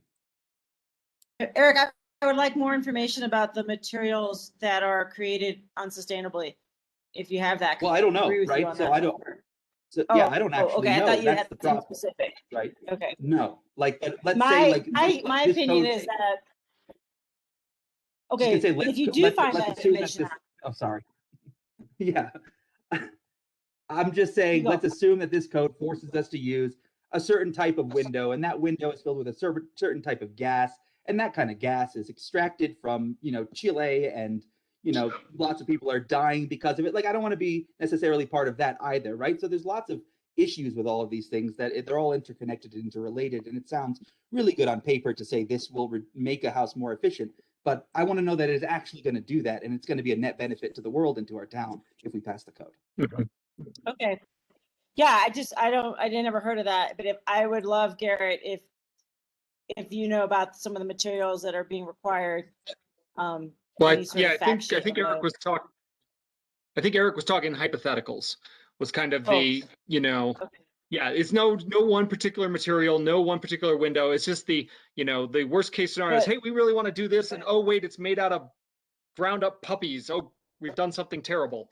The worst case, because we're not building experts. How are we going to know? How are we going to know if the hypothetical is reality? Well, so that's exactly it, right? I think we have to rely on experts to some extent, and we have to rely on staff to some extent to maybe put that information together. I know that it's Boulder been using this code? Right, but Boulder's been using it. But do Boulder's we know their numbers? Do we have their data? Do we know if it's working? And did Boulder pass this code also, like, with the same lack of knowledge? I don't know. Like, just because the city of Boulder or Boulder County is doing it doesn't necessarily mean it's good. In fact, I'd say that maybe it's even more cause for suspicion. The hypotheticals got me going because I don't want to have a construction of. My idea is that if people have to cut corners because it's so expensive and make a 2,000 square foot home instead of a 3,000 square foot home, that's actually a good thing for the economy and the, not the economy, the environment. And I agree with it. Yeah, and I mean, or because I mean, look at the miners. I think we're actually all on the same page here. Yeah. I think we're actually all in agreement here. Same information. So if Garrett, if there's any way you can, next time we bring this up, if you can do a little research on the materials required for the new code, and if there is anything questionable, like Eric was talking about, I'd love to be abreast of that.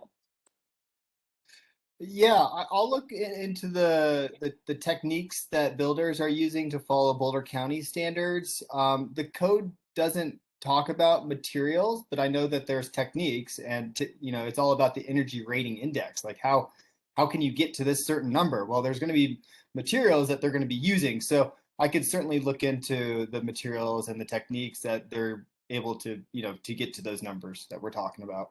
And Garrett, I'm particularly concerned about gases extracted from chilies, because that could be really bad. Nonetheless, all right. No, for all of these, I think we're going to find, that's I like when the mayor says that's why we're paid the big bucks, right? Because there are going to be gray areas here where we will have to accept certain compromises, but it would be awfully nice if for the energy efficient solutions, I bet someone has already worked this out, and we would be able to find a reference of some sort, where we could say these are all energy efficient, but from the standpoint of sustainability and being produced in a green way, these particular brands are better. That would be very nice information to have in front of, not necessarily in front of us, but something to which we could refer builders and then say, you're going to be looked upon more favorably if you're going with the greener solutions. Yeah. And just as a very that was a really good discussion. The materials thing was kind of just an example. Like, I didn't want to get hung up on materials. It was just an example of like the kind of thing that could lead us to vote in a way that maybe doesn't actually accomplish what we're trying to accomplish. And I want to make sure that we are actually doing that.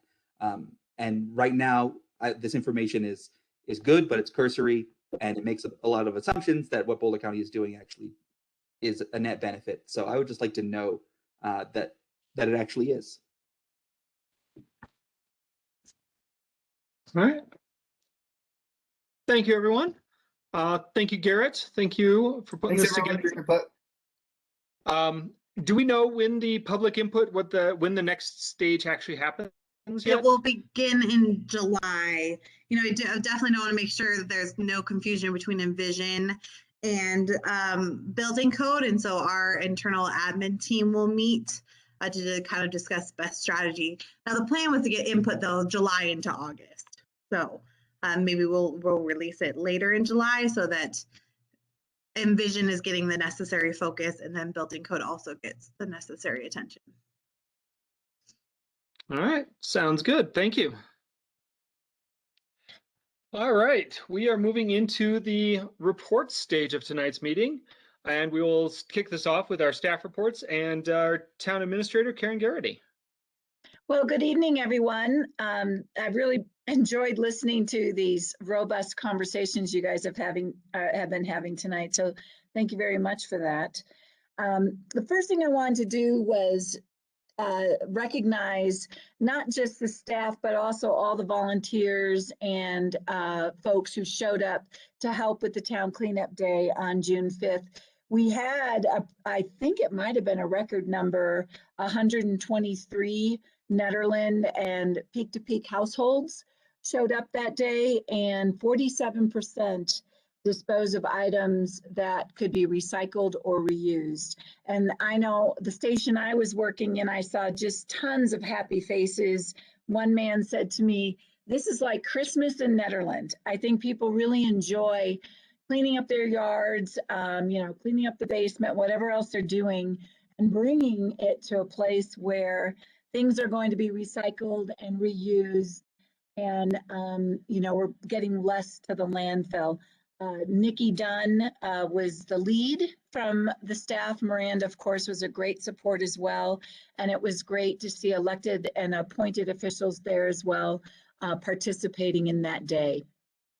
I also wanted to share, I think all of you know that Congressman Joe Neguse came to Nederland last month, and he took a tour with some of us. Mayor Larson was there, Trustee Coombs Ismail, Trustee Tanya Corvalon.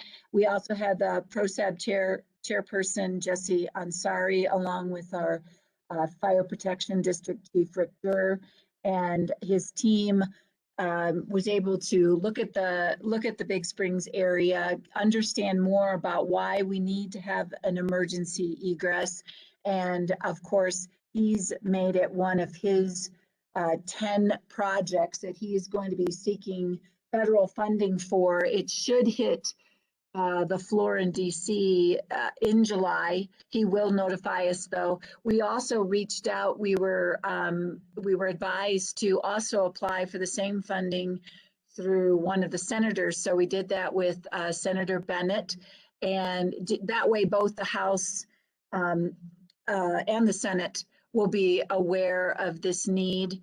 And then of course we also let Senator Hickenlooper know about this project as well. So we're all keeping our fingers crossed that after 2 decades now of the town identifying this need and trying to address it, we might actually get some funding. So stay tuned.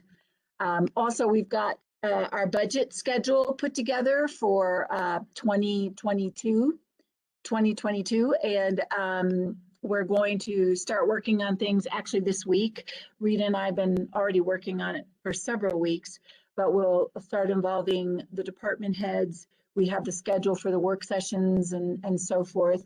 For the public charrette, we've had a really low turnout at these charrettes. And so what we thought we would do, instead of trying to do an in-person one at the community center, that instead we would put a YouTube video together that then people can view anytime and provide feedback. So the public charrette, the whole idea is to share with the public how their tax dollars are being utilized. You know, what are the projects and initiatives we're working on this year? What are we looking forward to for next year? But the department heads and our finance team, we just felt like that might be a way to potentially engage more people. My intention, I think everybody knows, is to work very closely with Rita and Miranda and the department heads on the budget process and do everything I can to help get everything ready to go for that first work session and help Rita as she completes a full cycle with the town. So she will have gone through an entire year of the budget process, the finance process, and the audit. In addition, sales tax revenue is up 16% this year over last year. And so I wanted to remind you all that in our budget process for 2021, the board approved and gave staff direction that based on how much above the budget in sales tax is generated, that you will be establishing a CIP budget for 2022. So I'm just putting it on your radar and just letting you all know that it looks like we are taking strides where we will be able to establish that fund. So the CIP list becomes less of a wish list and an actually funded list. So that's pretty exciting news. Also, we were very happy to hear that our team that applied for the fund, the support through DOLA for a roadmap to recovery regional project was accepted. So I've told you in the past that these are rural counties that were allowed to collaborate. And even though Boulder is not a rural county, DOLA felt that the mountain communities, Estes Park, Lyons, and Nederland, even though we weren't really officially rural, they invited us to join the team that included Clear Creek, Grand, and Gilpin counties, because we have so much in common, you know, being in the mountains, having the tourism, having the wildfire, you know, all the things that kind of pulled us together. So we were very excited to hear that our application was accepted. Miranda and I have been working very closely with the team. Of course, once I matriculate off of this position, Miranda will continue to lead that effort as we're working on this initiative to create a roadmap to recovery that really can apply to our entire mountain region and how we can continue to recover from COVID in a very mindful way. Let's see, as you probably all know, the American Rescue Plan funding has been given to the state, and for non-entitlement units, which Nederland is one of, those funds actually went to DOLA, to the Division of Local Affairs. And so we are now in the process, a portal has been set up. Miranda, you know, our Deputy Town Administrator, Miranda Fisher, and our Town Treasurer, Rita Six, will be submitting the documents necessary for us to complete that certification process. We have until June 27th. And I know both are very aware of this and working on that process. Once we do submit and the certification is accepted, then we would get the funds within 5 to 10 business days. Now, originally, a few months ago, the estimate was the town would get about $330,000. But through further analysis and as the program has been unfolding, we are now looking at receiving a total of $385,319. And the way it will come is in 2 payments. One will be this year for half of that, you know, roughly $192,000, and then we would get the second half next year. And then I believe we will have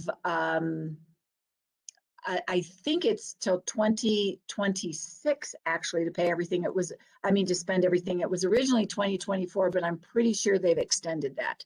So we've got plenty of time to figure out how are we going to use those funds. But that is something that the Board of Trustees is going to want to, hold a work session or start discussing, and maybe with direction from staff or recommendations from staff and from the public.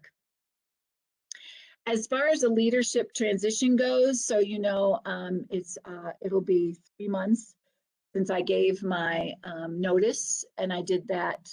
That'll be at the end of the month. And in the remaining 12 weeks, I am going to be taking 2 vacations, which I'm really excited about. I'm going to be using some of my paid time off. And the first one is actually going to begin on Saturday.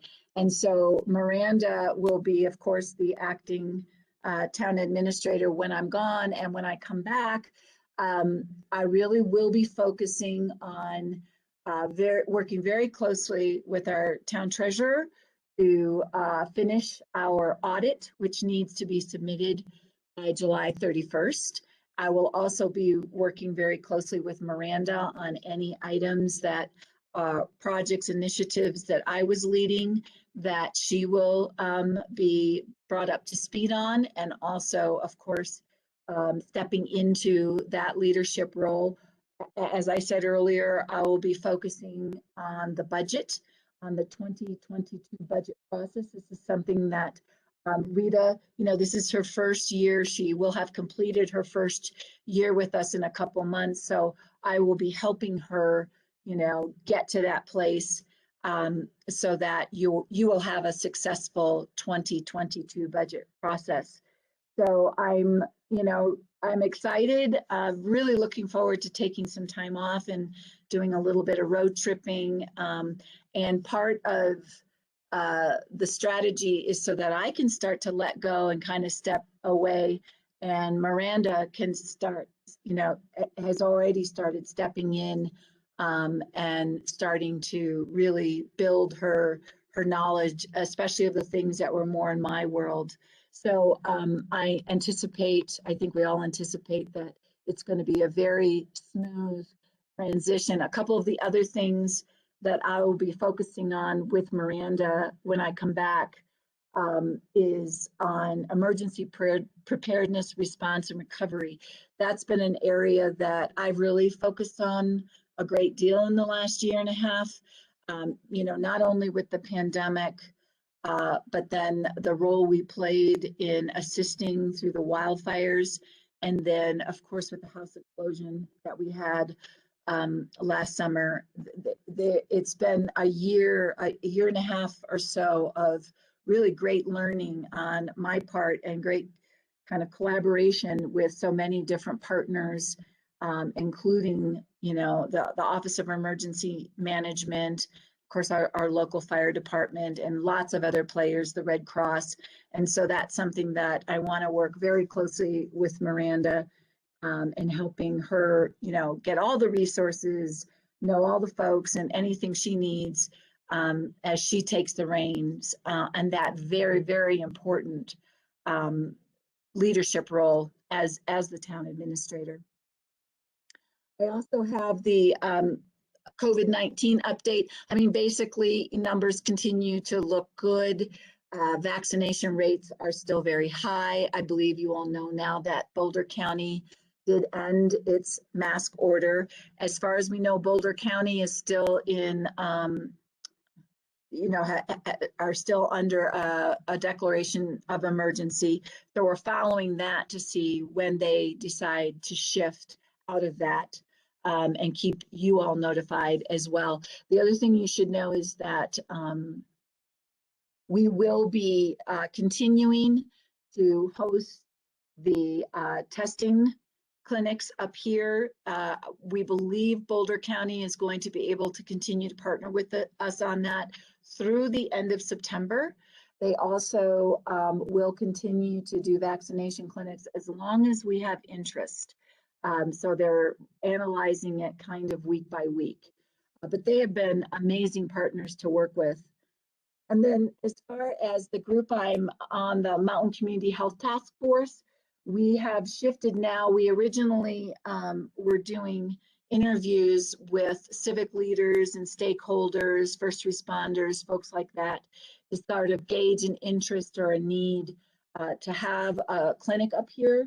You know, we're working directly with Clinica, and now we have shifted it to survey of the general public. So I included information about that survey and then links to it as well. And I ask all of you to take it because it's really going to be important for Clinica to have this data to understand, you know, what are the needs that need to be served up here? You know, would people even come to a clinic up here? You know, ideally, the committee is envisioning having ultimately 2 clinics up here. So, you know, the health clinic in Gilpin folded many years ago, 5 or 6 or whatever it was. And so they have a real deficit. And of course, we just have the one, you know, private medical provider, but his clinic is already, he's at max and he's looking to retire. So, you know, we really need to have something over in this area too that serves kind of the greater Nederland area. So it's really super exciting, but we need folks, you know, not just the elected officials, but all the public who's on this call as well. I really hope that you will go online and take the survey and help us gather this information so we can keep this project, this initiative moving along. So that's all I have, unless there's any questions for me. Thank you, Karen. Anyone have questions for Karen on that? I had a question. Sure. Where can we find that survey? There's a link in the report, in my report. It's the last. Okay. I've also posted it on Facebook and a couple other places. But if you can't get it out of my report, let me know and I'll email it to you. Okay. And then I'm embarrassed to ask this, but you would refresh my memory. What was the CIP? Oh, I'm sorry. That's the community improvement project. Okay. Yeah, it's because sorry, it's capital improvement projects. Yeah. So those are projects that are over like $5,000. Yeah, so in the past, what we've ended up doing, Tanya, is we just add any of those capital improvement projects right to our budget. So we just try to see if we've got enough money in our budget to do something like, you know, purchase a new vehicle for the police department, which, you know, was on our CIP list forever, but there was never any funding. So it's like we just have to figure out how to figure, you know, how can we find it in our operating budget.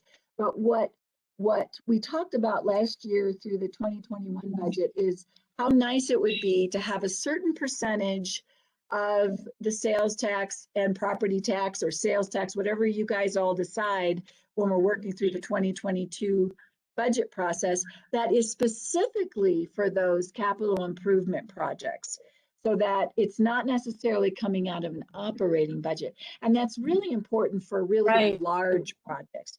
You know, some of the infrastructure projects, for instance, that we talked about for water and wastewater, for instance, you know, those things, there's just no way they're going to come out of our operating budget. But if we have some CIP funds set aside and we can leverage those and maybe get some grant money, you know, like we've done in the past, of course, with the biosolids project and now the transportation improvement project, it's just going to make it easier for the departments to actually budget capital improvement projects beyond just their operating budget.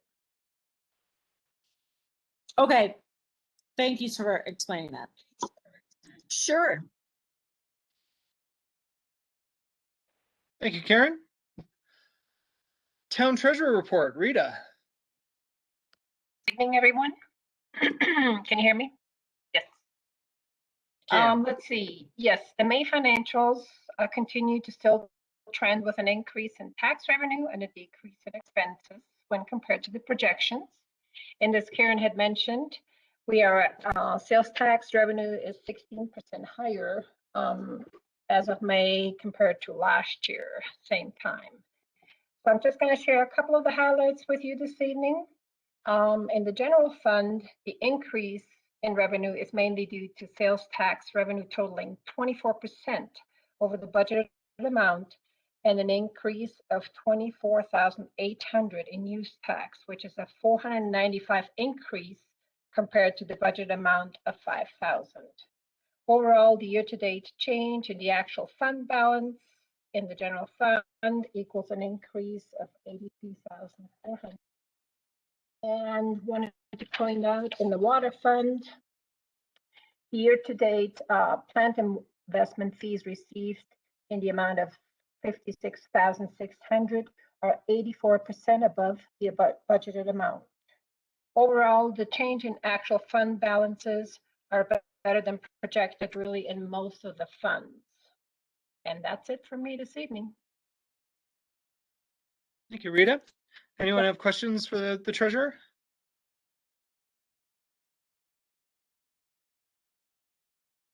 All right, we will move on to Miranda. I will be short and sweet today.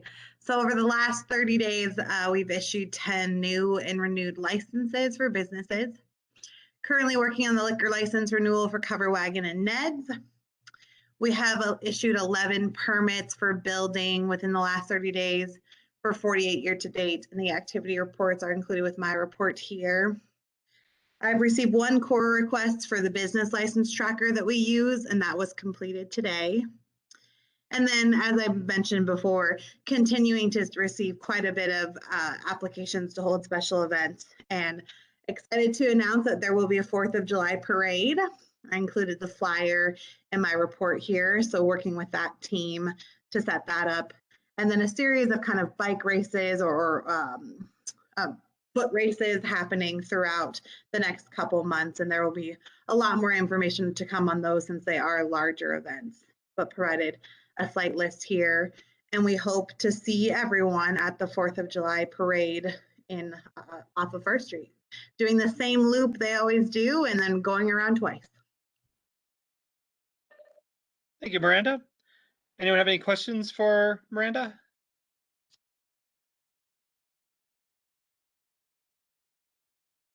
All right, next on the list is the Marshal, Larry Johns. Don't see his name. I don't know if he's the call-in user.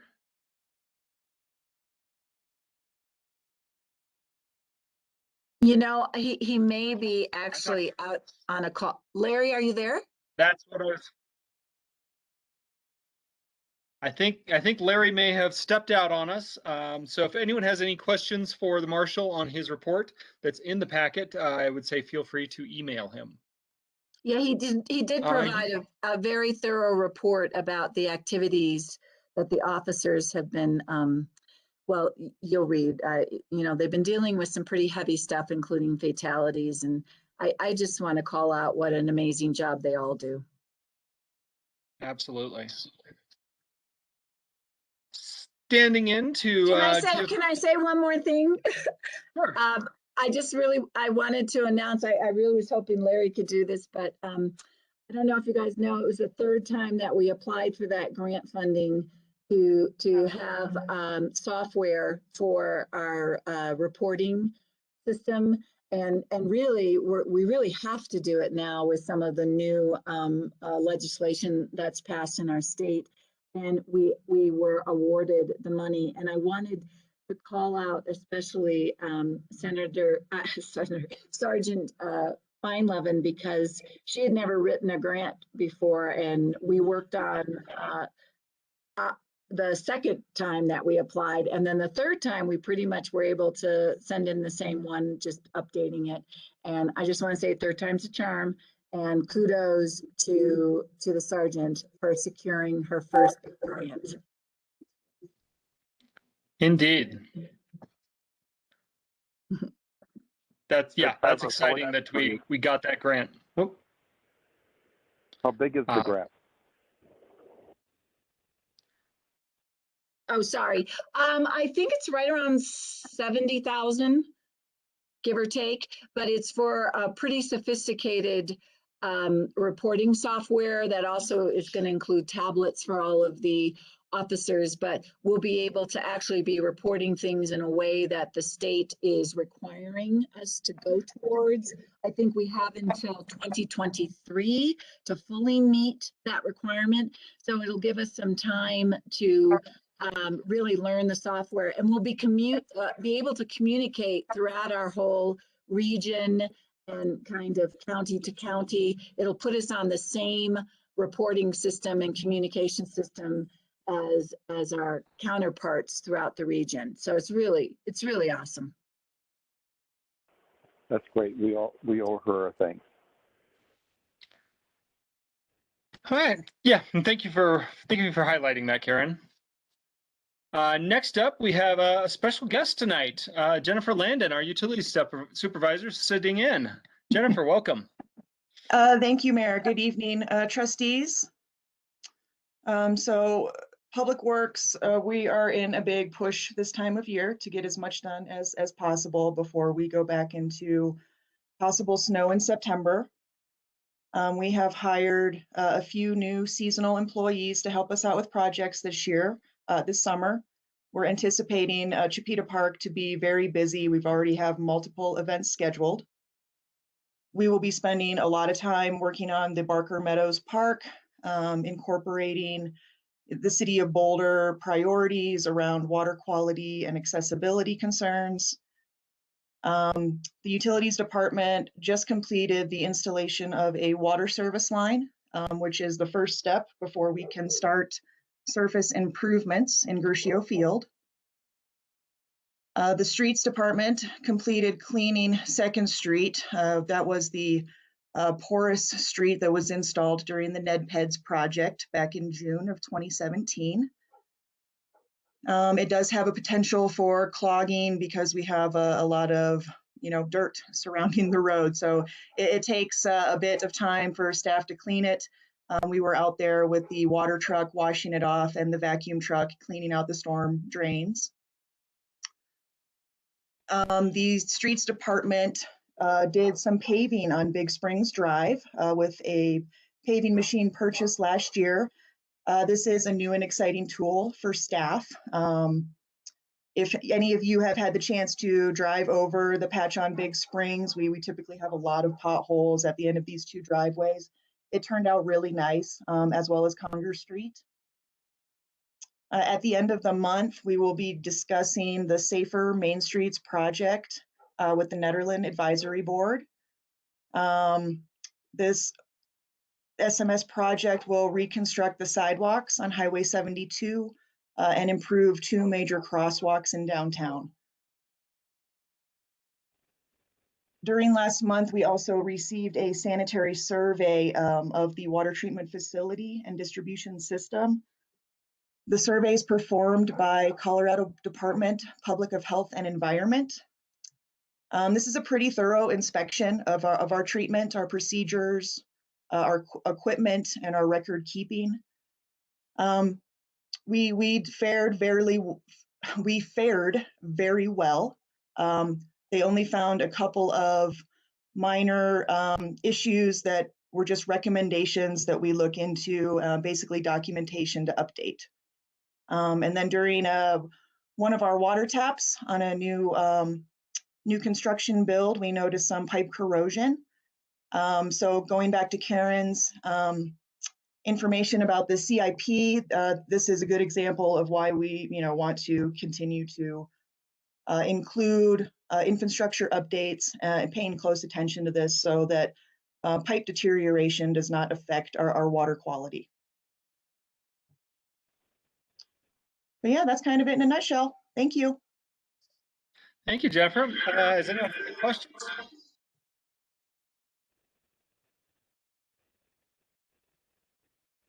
All right. Moving along to our community center manager, Dawn Baumhover. Good evening. My report is in your packet, and I really only have one thing to add. Basically, it just says that things are starting to get back to normal again. People are coming around and happy to be there. We will be dropping our the reservation system that we've had in place for the fitness place. We will be dropping that as of Monday, June 21st. It just is not necessary anymore, and people are spacing themselves out as they feel comfortable or not. So that's about it. Thank you, Staffing, Don. we're just starting, we're already working on our 2022 budget. So getting prepared for that. So that's what we're up to at the community center. All right. Any questions for Don? All right. Well, thank you guys. Thank all of you guys and your staffs for the incredible work you guys are always doing for the town. Moving forward into Board of Trustee reports, I apologize, mine is not in the packet. Primarily, the two things I've been doing for the last month have been working on the town administrator hiring process and also on the Envision 2030 process. So I think you guys are all pretty well acquainted with what we've been working on. The one other thing I have been doing that has been taking some time, and was mentioned also by Karen, is the continued work on ensuring that our funding for the Big Springs egress makes it through the federal process. I've been working with Congressman Negus's office and also with our two senators' offices and my contacts there to ensure that we get through and are funded so that we can finally make progress on this project. So that pretty much covers me.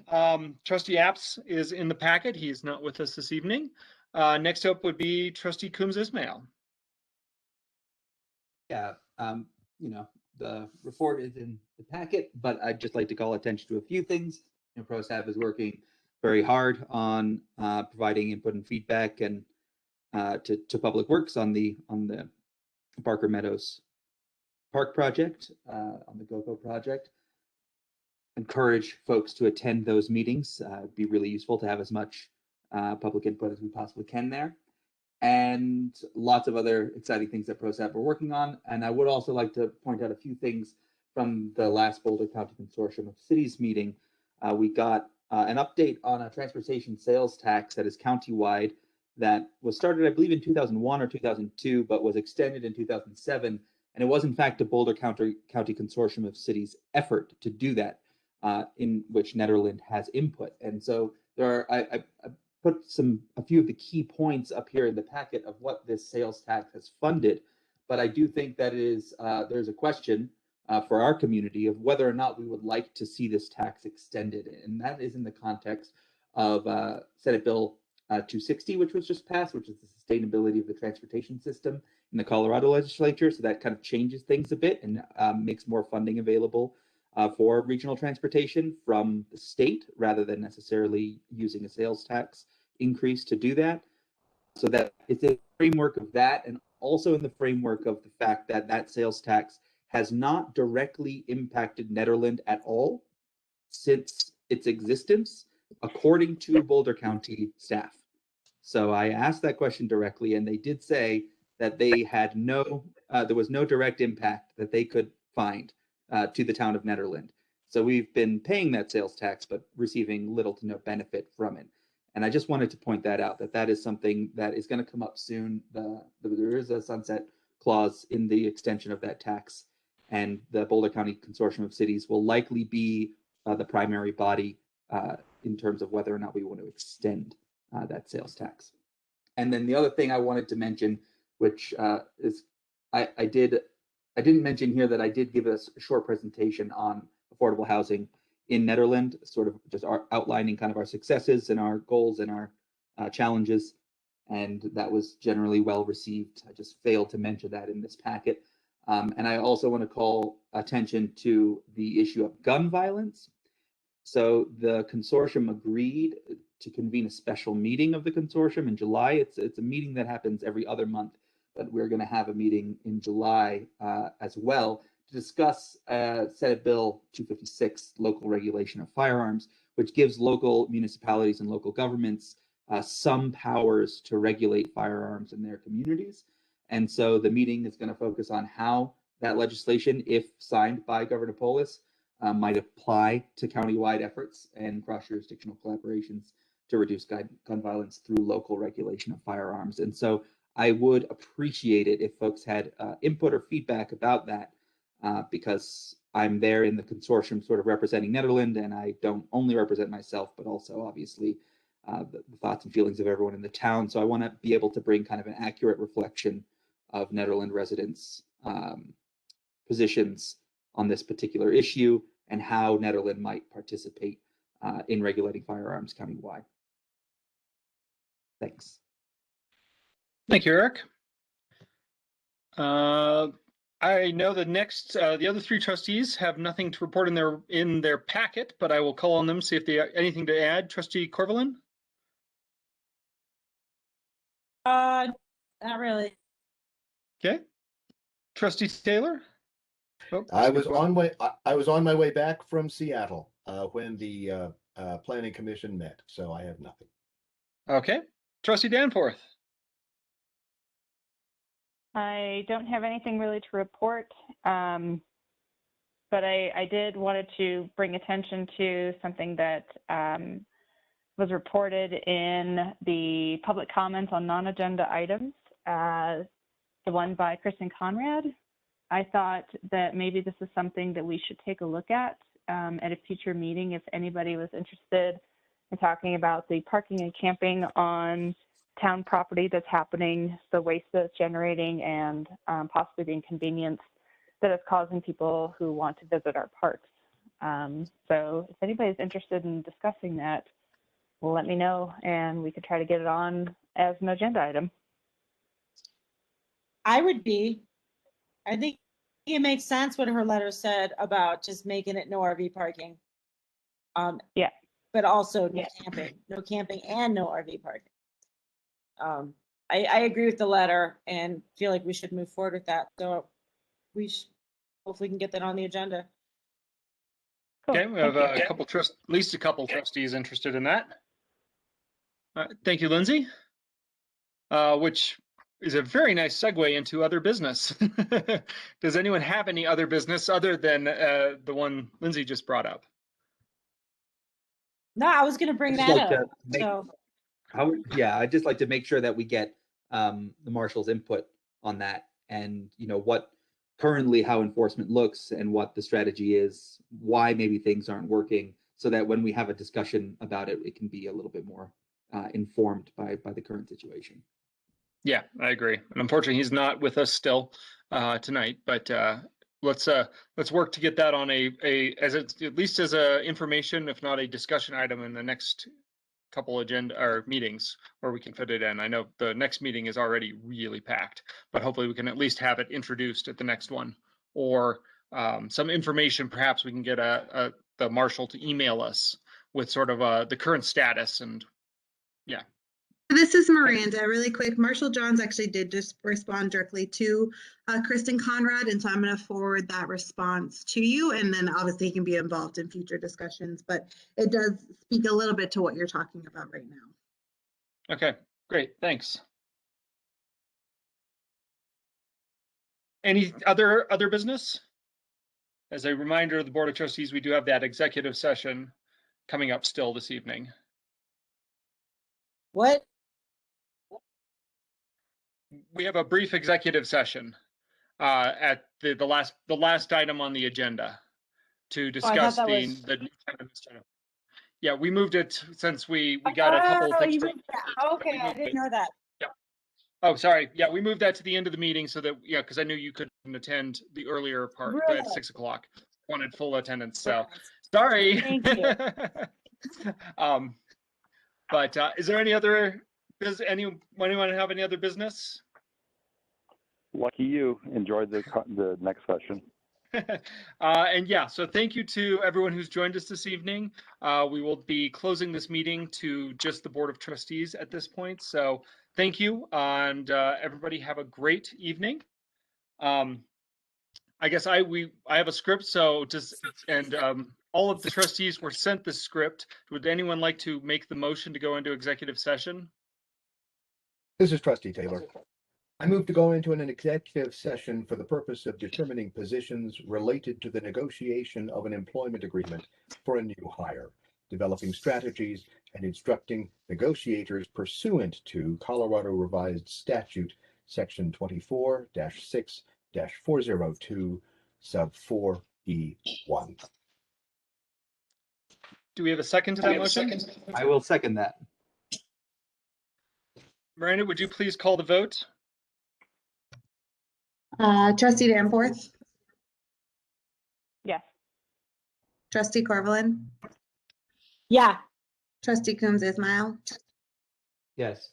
trustee Taylor, Yes. Mayor Larson. Yes. Okay. So I guess we're going to lock the meeting and I was just gonna expel really quick and then lock it and make Jennifer the host. very good. Let me just do that really quick. And then just a quick clarification. Do you want me to be on standby to do adjournment or Jennifer, will you handle that? I can get that. I'll get that on a different recording. That sounds great. Okay, let me just expel. So Karen, I'm expelling you and then I will make Jennifer the host. Good night, everyone. Okay, bye. All right, I'm gonna make Jennifer host and I will leave as well. Okay, All right. thank you. Have a good night. Bye.